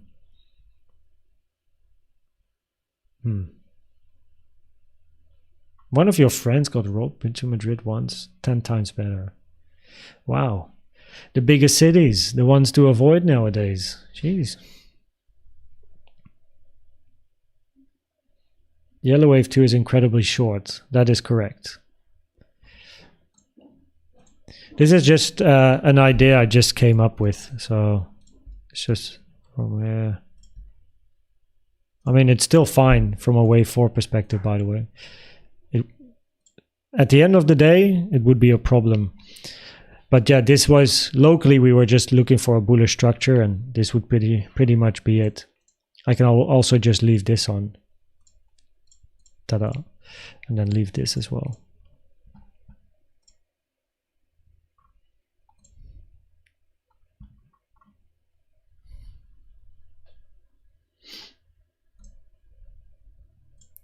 It's definitely not really impulsive behavior here.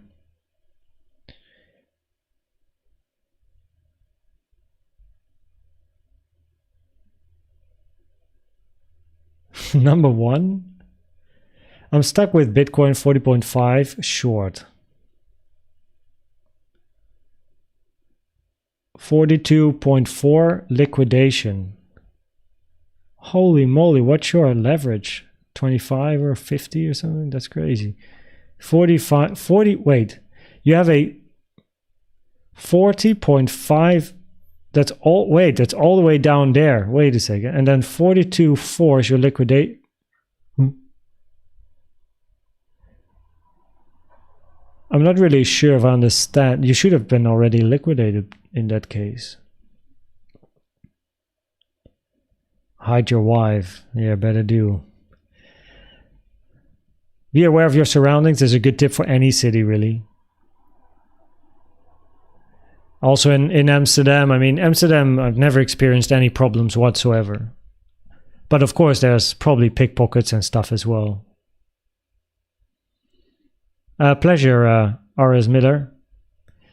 Well, I say pleasure on behold of others, I suppose, because I don't know Barcelona, but I'm happy others were able to help you out or at least give you some info.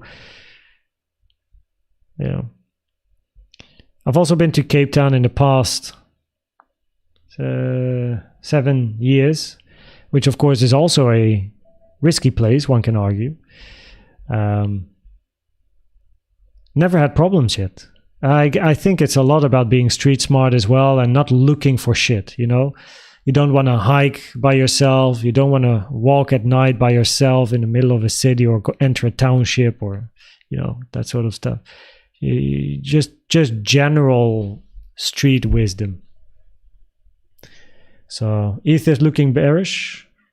Yeah, it found resistance at 2600, I believe, no? But I will have to wrap it up very soon. We're online again for 2 hours. It's always longer than I expect it to be. Come to India. One day, day one. I've never been there just yet, at least.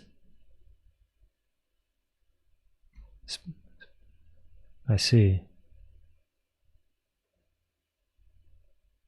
Are you wait, Moonboot Boy? You're talking about Cape Town? Google your favorite browser, slightly above average. Living in Barcelona, never had any trouble. Street smart, yeah. I think it's in most cities. In 2017, I backpacked South Africa. I went to Cape Town, and I had my my small backpack on my back, and I booked a township tour. I expected many other people to be there. I was the only one getting out at the bus station for the township tour with a local guide. I didn't know. I was so clueless. And it was amazing. It was really fun. People were very kind. I looked into one of those, houses, I suppose. Of course, it's not a nice area per se, but you learn a lot of lessons when you walk around. And I went to the local little dance school they had, and it was a very interesting tour. I was the only one. I had a backpack. Everything was inside. No problems. Now, I wouldn't do it again, but it is an experience I will never forget. Walking by myself with a local guide in the townships of Cape Town. People were amazing. But yeah, that was definitely risky, but that's also because I was absolutely clueless. I also hitchhiked in Johannesburg. I was next to the road hitchhiking because I was at the Botanical Garden in Johannesburg, and I turned my internet on to get myself an Uber back. But it immediately, all of my data I turned it on, messages came in, boom, data was gone. I couldn't do anything. And it was too long to walk. So I just walked next to the street, hitchhiking. Only later I realized it's a very stupid idea. But the guy that picked me up was a truck driver, and but he wasn't in his big truck. He was in this small little vehicle. It just fit two people, and at the back it was like a bucky, as they like to say. So let's say a small little truck, very small. And he dropped me at the Burger King, which had Wi-Fi, so I could get myself an Uber back. Holy shit. Fun stories. So many stories of travels.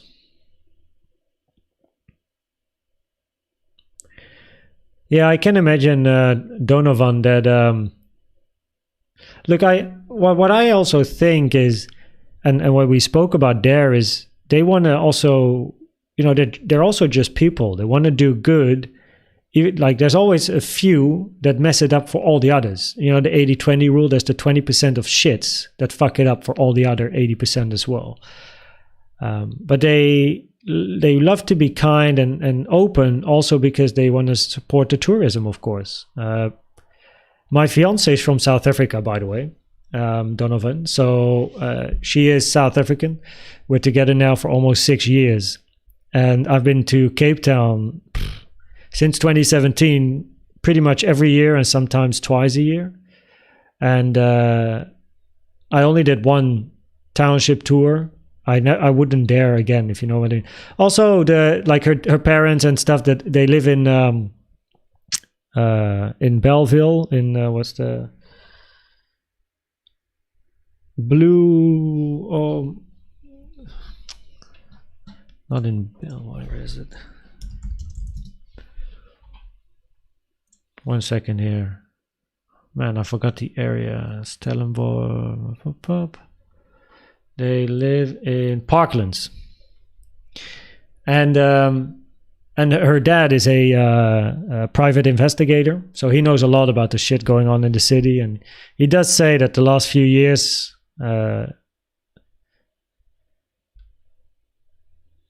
let's just say, it didn't improve. Yeah. But I will be in South Africa again in March. I mean, it's a lovely place, and if you're streetwise, you there won't be a lot of problems. But you just got to know your way around. It's a beautiful place. The family of my fiance is there, and we actually have the wedding in Cape Town. But it's a great city. It's amazing people, great city, great food, great nature. Just like in any city, like Barcelona, like whatever, Amsterdam. Just know what you're doing. But it's beautiful. It's probably one of the best. Like the nature in South Africa in general is sick. Yeah, it's really cool.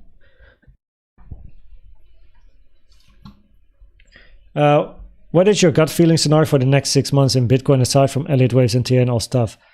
Well, that's the thing. I guess Elliott Waves gives me the gut feeling. So for the next 6 months, so what I would be looking for is a move up to 44 to 47, then a move down to mid 30s. You don't really, probably mid 30s, maybe even low 30s, but that would invalidate the high time frame bullish scenario. One of the two. But then a move down. This can happen in the upcoming 2 months, I suppose, in less than 2 months, or and then it depends. Because if you get another move down, is it an ABC or a 1, 2, 3? If you're in a 1, 2, 3 in 6 months, you're gonna be down at like 15, 20. If it's an ABC, you're gonna be up above 40, 50K. So that's the thing. We can't plan too far ahead. There's two scenarios in mind. So yeah.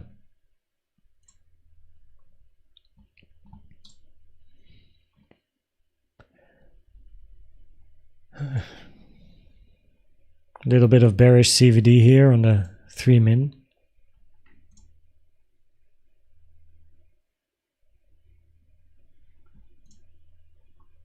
There's literally no strength to the upside, and neither is there an impulsive move to the downside. It's just weekend like, tell me it's weekend without telling me it's weekend.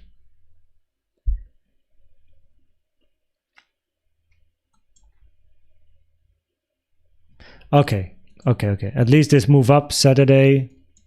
We can't complain. At least we had a move up. That's something. I mean, Saturday range, and then Sunday night, during the night, Sunday night, we moved up. So, that's something. We can't complain. But this today it's been very slow.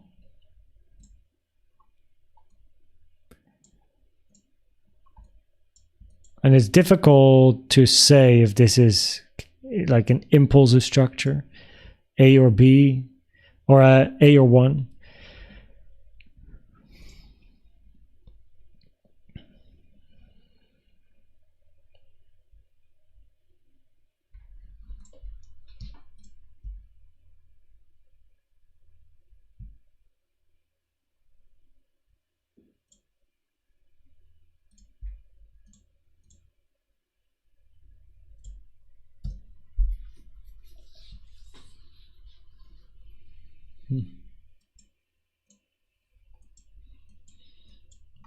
If your wave C is in, right? A, B, and your C is finished.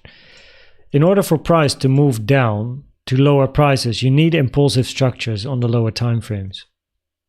So what I always say in the videos is you're going to be looking for an impulse, diagonal, or a double or triple 1, 2.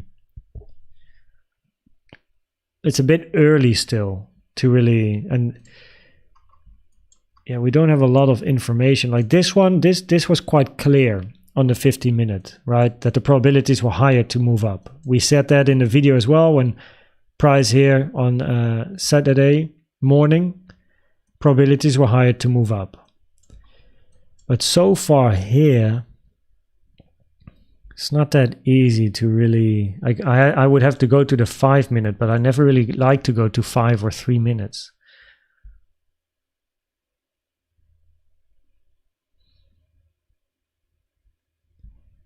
Like what I just checked is this longer than this? That's what I just checked with the 1-to-1 trend-based fib extension, just in case you have 1, 2, 3, 4, 5. So you're gonna have this. That was what I was checking for. Because then of course you could have an A or 1. Then you can have eventually either a B or a 2 for a C or 3. But yeah. 1, 2, 3, 4, 5. 1, 2, 3 overlap. So that's not a nice 1 and 4. So yeah, I'm not sold yet here.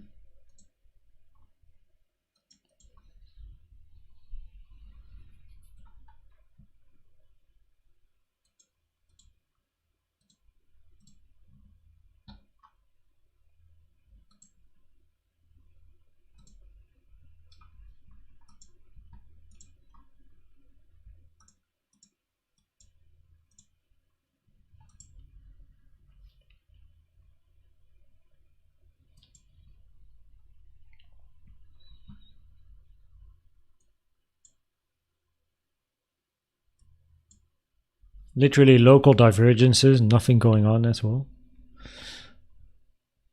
Little bit of bearish 5 min, but that already played out with the red candle.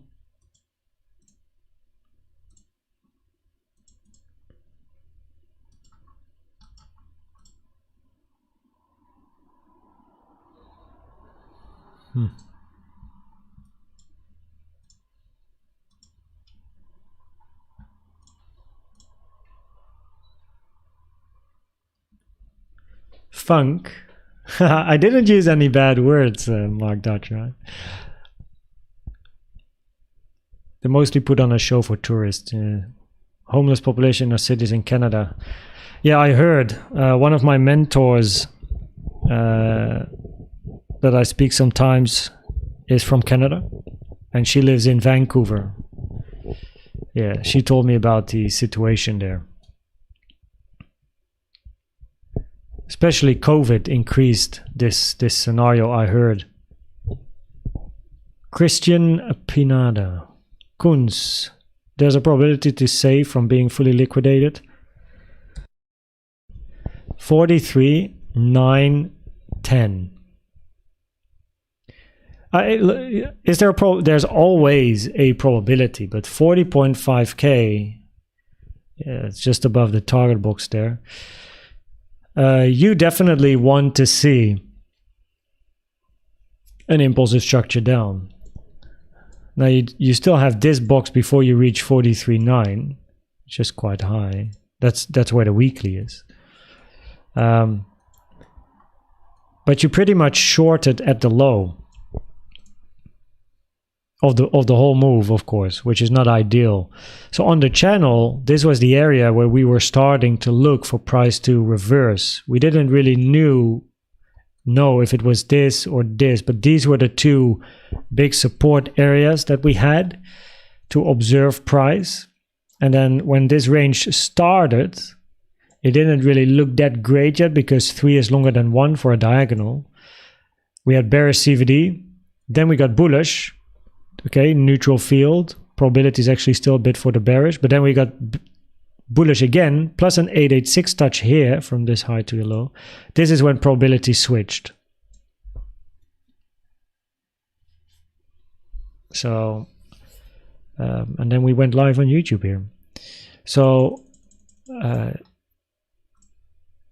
but besides, of course, you know, like you know, it's not a great position to be in. But can it go 43.9? I mean, everything is possible. I would, yeah, 43.9. That's on top of the weekly as well. It's literally on top of a resistance area. But in the bullish scenario, you would still like to see, like, we gotta wait. Where is 3? We don't yet know. We gotta wait for a bigger range in 4 to figure out 3. The only way to reach 43.9 is in this scenario, really, because with an A, B, C, your C is unlikely to go all the way up here. which is far above the target box for a wave C as well. So yeah, that's and now here, of course, we're waiting to see what price gives us, because it's a bit clueless here, where we are very slow. Nothing is happening. It's not yet impulsive to the downside. It's also not impulsive to the upside. I still don't like the fact we got the highest amount of volume in the high. So if impulsive, I want to see this high taken preferably. If price hits the 0.618, for me, for me, Elliott Wave wise, it would decrease probabilities.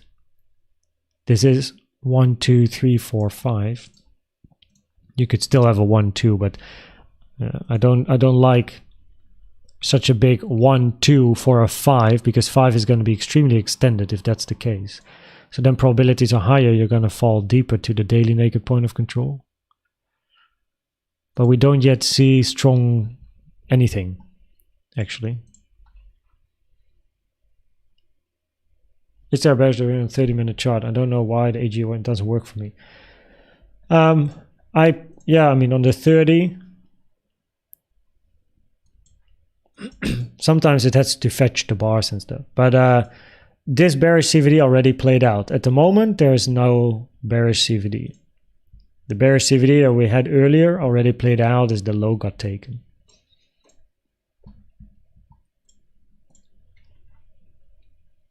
What is my gut is Elliott Waves. I don't have a gut feeling on where Bitcoin is. I'm serious, because I don't care if price is at 10K or 100K. I just trade whatever the chart gives me. I'm very technical, not a long-term kind of guy, day trader. My gut feeling is always going to be attached to the knowledge I have. So it's very difficult to answer a gut feeling question, because I'm very neutral, because I don't care where price is. Yeah. So, and 6 months is a very long time as well. A lot happens in 6 months. So it's a very big guess. Anyone saying like, oh, I knew the all-time high was going to be at 69K 2 years before it happened. Bullshit. Absolute cock. You know why? Because people tend to draw 10 different lines, and then when price is following one line, they're like, oh, look, I knew it first. I was first. Oh, look, this is the proof. Here's my little short video of that one line I drew. But I don't show you the other 10 lines, right? Because I'm correct. I'm not wrong 9 times and correct 1 time. I show you the 1 time on social media, right? That's what I do.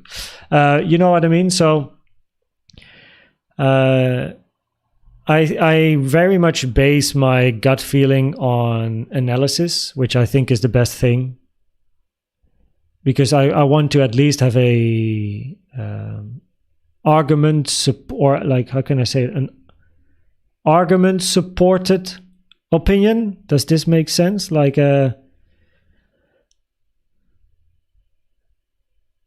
want to at least have a foundation on what I base my gut feeling on, which is Elliott Waves in the end. Yeah. And we don't speculate with all the squiggly lines on the channel here, of course. We have scenarios which we attach probabilities to. Yeah, that's how we do, of course. I live in Pretoria. I was there also when I was backpacking, or at least, yeah, I mean, I was there, but kind of like traveling through. Culture shock to tourists often go through is something else, but it speaks to the people. They don't call it the Rainbow Nation for nothing. I mean, in a way, yeah. I mean, the Netherlands is pretty Rainbow Nation as well, I suppose. We got all kinds of nationalities in this country. But I know what you mean with regards to Rainbow Nation. What are your thoughts on Bitcoin going down due to the ETFs tomorrow or the upcoming days? I'm not a fundamental guy, so I didn't even know there were ETF stuff. There was ETF stuff tomorrow. But there is the possibility if we can get a structure in. So either you want to finish ABC or the impulse. But if you take this high again and close candles above, impulse sounds more probable. And then you can get a bit of a move down, but I would then be looking for another 4 and then eventually another 5. Wick the highs and then go down for a bigger B or 2 to the downside. Where an interesting target is the 40K area. That's where I have my target box. There's not too much going on here. So with the news, you could get a small little surge and then get a move down, but I wouldn't be yet convinced it's a bigger move. Keep a knife on you. Pepper spray is popular among girls, I believe. Nice. Factor call. Enter sure. We answered that one. Tonight is not going to be slow. Hopefully.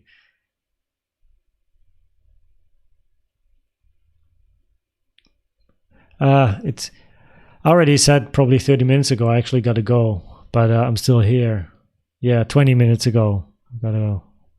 You gotta go. See if you can decrease the leverage. Did you end? Yeah. I mean, this is of course trade management advice, but that Dow gives, but there's if the emotions are very high and you're in a very bad trade, potentially big loss, you are hoping price returns to break even.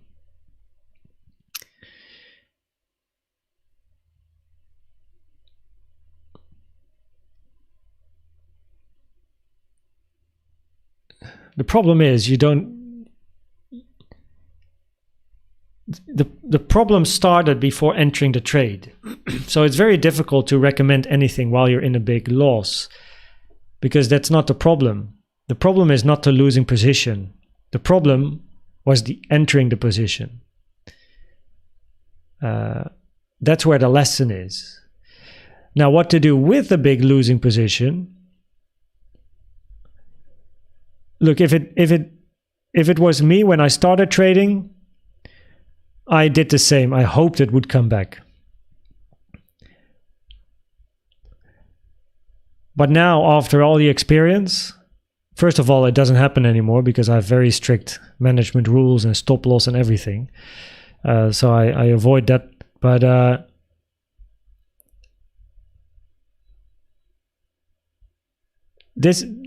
no financial advice. You do you.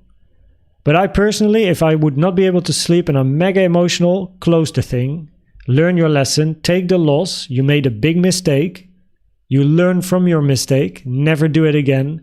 Get a plan, get a strategy, get something to make you a winning trader long term, and use this as one of the big lessons in your life as a trader. Will price maybe come back to your entry? Yes. Did you then lose a lot of money instead of break even? Yes. But your trade was wrong from the beginning. It was a mistake the moment you entered.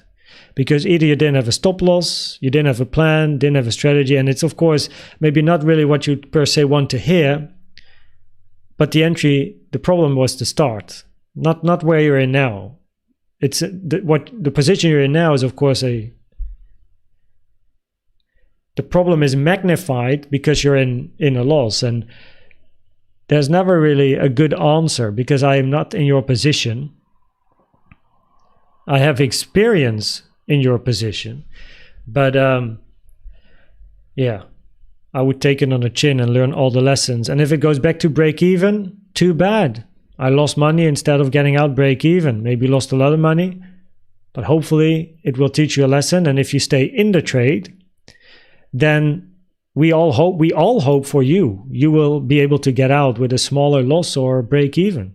What I do not hope for is that if price would come down to your entry and you get out that break even, that you don't learn a lesson. in like whatever happens, get out, liquidation, or get out at break even, maybe even TP. Learn the lesson. Yeah. Because there's nothing we can do. There's no advice that we can give. The problem, and I've been there, if you're in such a scenario where the emotions are very high, you're in a losing position, you're going to ask everyone, what's going to happen? What should I do? But probably you already know what you should do. But you look for confirmation from others. And there's no right answer. If you do something that someone says in chat or something I say, and you go out, you take the loss, price goes back to break even, you're going to blame everyone else except for yourself. But the problem is, it's on you. No one else can fix the problem. So hopefully, with whatever advice you get from people here, none of this is financial advice, and by no means they are responsible, of course, for anything that you will do to your position. That includes Douwe, myself, and anyone else. What do you think about alt? I open a short. Well, pretty much the same answer to Coffeeholic. You need a plan. I think what I'll do is, yeah, I got an idea regarding plans and stuff. So, Coffeeholic, I mean, of course, you hopefully you entered a trade with a stop loss, an invalidation, right? Where your scenario is wrong, so you know how much you lose and where you lose it. Until your invalidation is hit, your trade is not invalidated. That is how you should trade. You have an idea, you have an invalidation, you have a plan. As long as the stop loss isn't hit, yeah, price can go into a loss. Easy. You know, the moment you enter, price doesn't always go into green and don't go into red ever again, but you might start red and then it will still become a winner. What's your plan?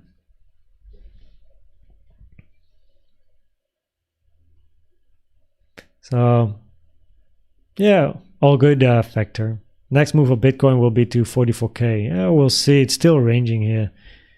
What makes Bitcoin go up recently? Either people taking profit or people buying. People stop losses getting hit is also an option. Exchange of money. Another range for 3 days. That would be a bigger wave 4. No emotions while trading. Exactly. That's the best. But no emotions, like 0, is of course very difficult.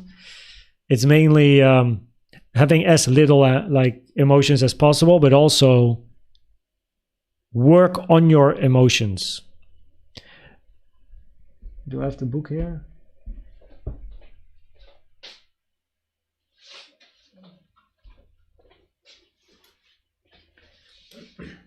I was working with it.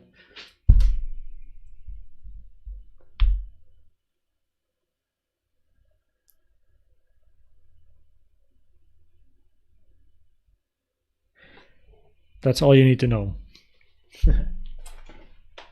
In my opinion, that is the best book that you can use to work on your trading psychology.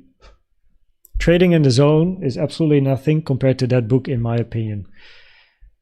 This book, besides covering all the aspects, actually teaches you a system to work on your psychology, which I have implemented myself as well. So, yeah, very, very good book. Very good.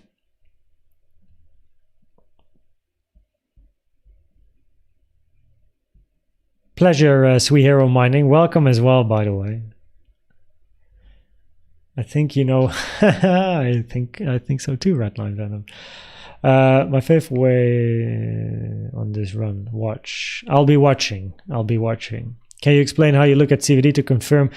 Well, CVD can not, of course, not confirm a scenario. It's just another tool that adds to the probabilities, right? But when you enter a support or resistance area, right, and price goes into resistance, rejects, comes back, bearish CVDs, might be interesting, right? So here we have a resistance area. We rejected, came back, bearish CVD divergences. Yeah, there might then, it increases probabilities to look for the low. We had some bull CVD as well, though, here, and we are in an uptrend. So this is where context comes in, and experience and what you do. And if you want to trade it, if you feel trustful enough, like is this what you want to see? And then you take it or not. So that would be an example. But it's of course not a confirmation. It's just another tool. When you hit interesting areas like support, and you go down to support, you get a bounce, you then get a retracement, bullish CVDs can be interesting. Will it always work? No. But this is where experience, your plan, your strategy, support resistance areas, how good are you in identifying strong support resistance areas, and you know what I mean? But CVD is best used like this.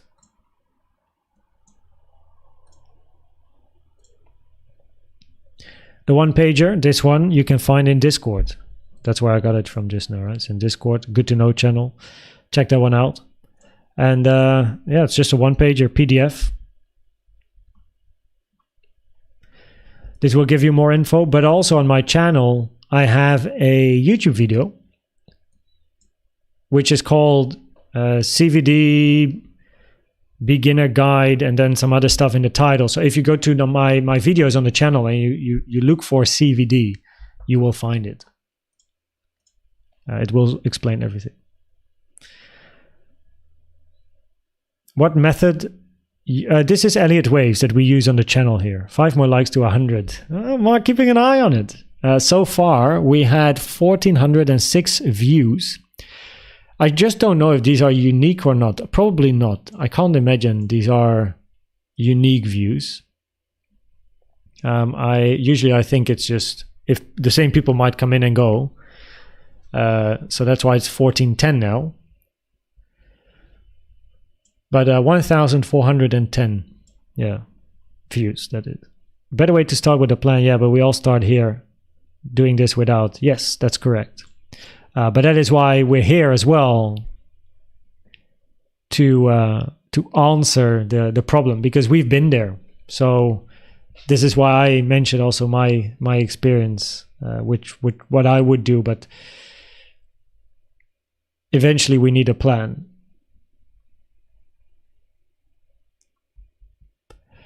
Yeah, of course, trade with money that you can lose is a similar thing.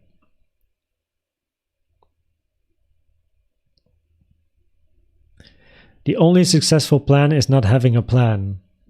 I mean, if it works for you, of course, that's all what it's all about, of course. What's up, the Fox? Yeah, I know. You plan help me to not do that same thing again.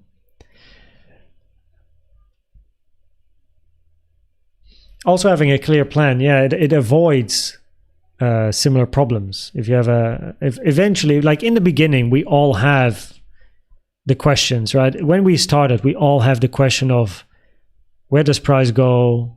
What's going to happen next? I'm in a big loss. What do I do? I had a massive 100x, whatever win. This is probably stuff we all recognize. And then we grow. Mental game of dating. Mark Dutch Dating, new username. Hello from France. What's up, Jerry? TP, also good one. Always have a TP. Hello from Riyadh. Yo, wait. Are you here already for a while on the channel? Because I was in Riyadh in December for a week. I had a great time there. Wished I had the book. No spot or hodl. I don't really talk about my bags and stuff, but I have my money allocated in where I deem it safest and spread out, diversified. We turn the monthly from red to green, and in 3 days we'll close the monthly candle. We might get another monthly levels. So yeah, interesting. YouTube deleted my comment, might be the strict rules. The one time you double down to try and save a bad trade, no idea what you're talking about. Oh boy. Oh yeah, I know what you're talking about. Been there, done that. Let me just add a bit more money. My liquidation is going to be closer, but my entry is going to be higher. So because my entry is higher now, if you're in a short, because my entry is higher, it takes price, it will take price less movement to go to my entry. Not even thinking that my liquidation is lower as well. So if I add money, it also lowers my liquidation. But of course, I'm not thinking about my liquidation. I'm only thinking about break even. Yes, great idea. Oh boy. Yep, we've been there.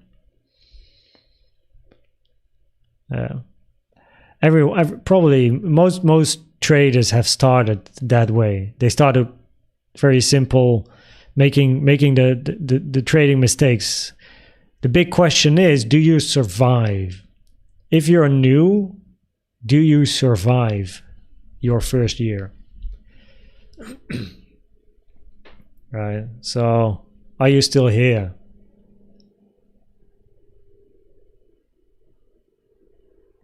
Yeah, Hytham, Riyadh was great. Yeah, I had a great time there.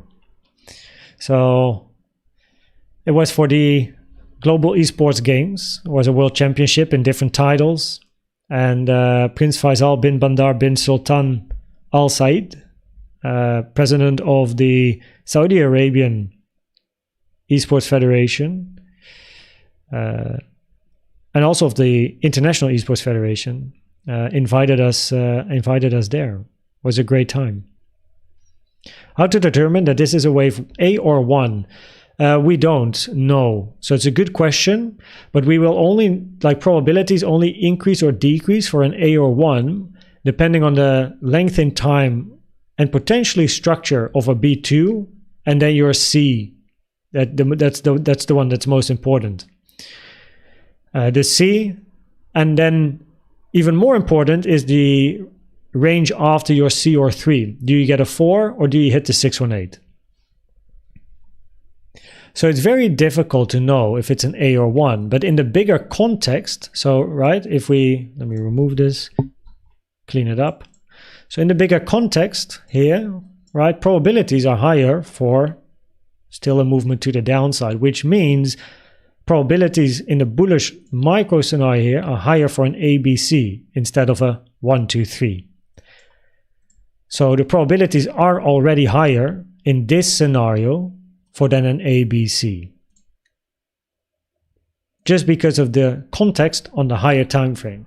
But if you would only count this structure, and you're going to count it as an impulse, which you have here on the sorry, man, I forgot to mute my mic, it just happened. And you don't have the general context, and you're just going to count from the low, you don't know. You won't know if you're in an A, B, C, or a 1, 2, 3 if you don't count the context. No. That's only if the corrective structure after A or 1 takes a very long time, higher probability for B. If price retraces to the 382 or the 886 and then moves up, higher probability it is a wave B. If price moves up from 2 or B to the upside, right? If it is incredibly quick, like higher probability, it's a wave C, funny enough, because a wave 3 would start with a bit more structure and then actually, have some ranges. And so, and the wave 3 is more, right? But yeah, it's, and then after you get your 3 or C, you want a 4 and a 5. And in a wave C, you're going to do this, and you're going to hit the 618. That is the big invalidation.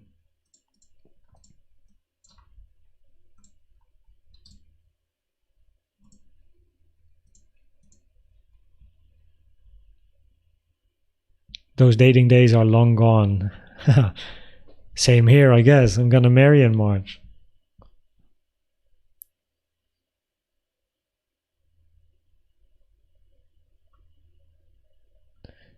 In the middle of nowhere between 42 and 43k. And that's where we are now, yeah. Just ranging. Against resistance, though. Lost 8k Matic to that trade.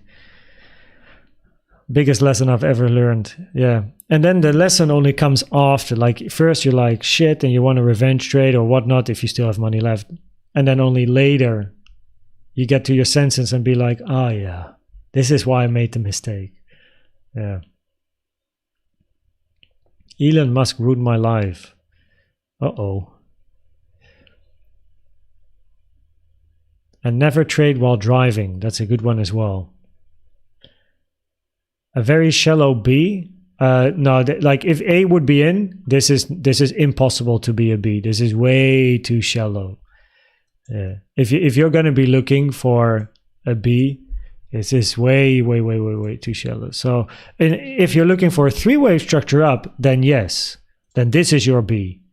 But if you're looking at the bigger bull scenario here, no, not yet. So wave B, zigzag, your 382 usually minimum target 41.1. We're not even close, right? So we can't talk about a B yet. We definitely need a bigger retracement to look for the Bs. Yeah. So we want to see more downside, and then we can talk about either a wave 4,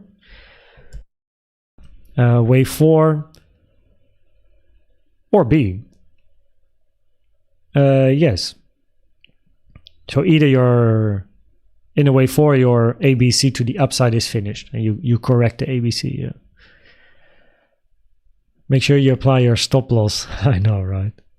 Pleasure, Amir. Mike, have you looked at NVIDIA on the weekly? Are we in a massive high time frame? 3. I haven't actually seen NVIDIA, to be honest. I've never traded NVIDIA as well. So it would be difficult to say. I would need to do a whole analysis on NVIDIA to really understand what is happening and what phase it is in as well. But I've already probably said like about 5 times I gotta go. We're still here while price is rejecting. Again, there's not really any great strength, neither is there great weakness. The thing is, I don't like this at the moment as an impulse. We didn't yet hit the 618 taken from this low to this high yet. So still wave 4 potential, but yeah, gotta be patient here.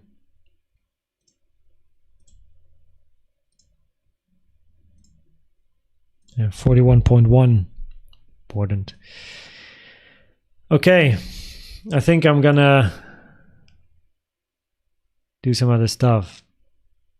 Massive 3. There might be a big 3. So I've never looked at NVIDIA, but I would need to. You can always post it in Discord, Mike. I can always have a little look at the screenshot. So 6 times, I know. It's all about psychology. A lot is about psychology and patience. Yes. Yeah. Patience, psychology. Okay, everyone. So yeah, just trade safe, right? Big topic today as well in the stream. We are at resistance. Bearish CVD is here already played out.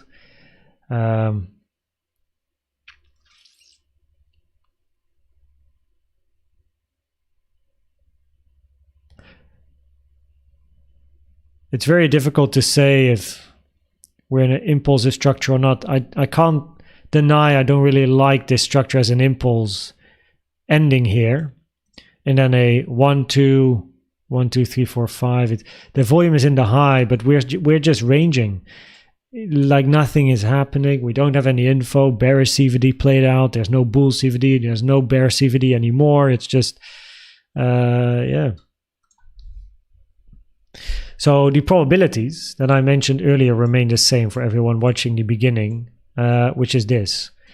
So on the 4 hour, we are still looking for more upside. However, we're looking for a corrective, 3-wave corrective structure where we then look for a price to retrace to higher levels in this scenario here. So, and on the micro, we are looking for a retracement to come. But it's at the moment where price is, it's very difficult to know, are we in an ABC up or a bullish scenario up? We don't yet get a clear rejection. And if we take the high here, probabilities go up for the impulse structure, because with the ABC, you're already at the 1.618 here. And we don't yet have like a big move down, or we could still. We would like to see that if you're finished with an ABC. But in both, the thing is, the price action, the movement will be quite similar. You know what I mean? So that is the highest probability. So we keep our eyes open for that. So yeah, everyone, thanks for hanging out in the stream, and thanks for being here. Moonboot boys, like you start saying you hang up. No, you hang up.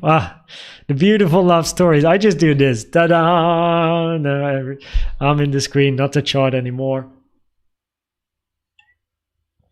It is time to do some other work and other stuff. So everyone here, also Dutch Moonboot Boy, thanks for motivating everyone as well in here with the likes and all the stuff. Always appreciate your efforts.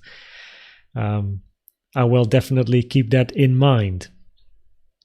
And also thanks everyone for voting with regards to the thumbnails. So I'm going to send the data to Douwe as well, who is still here.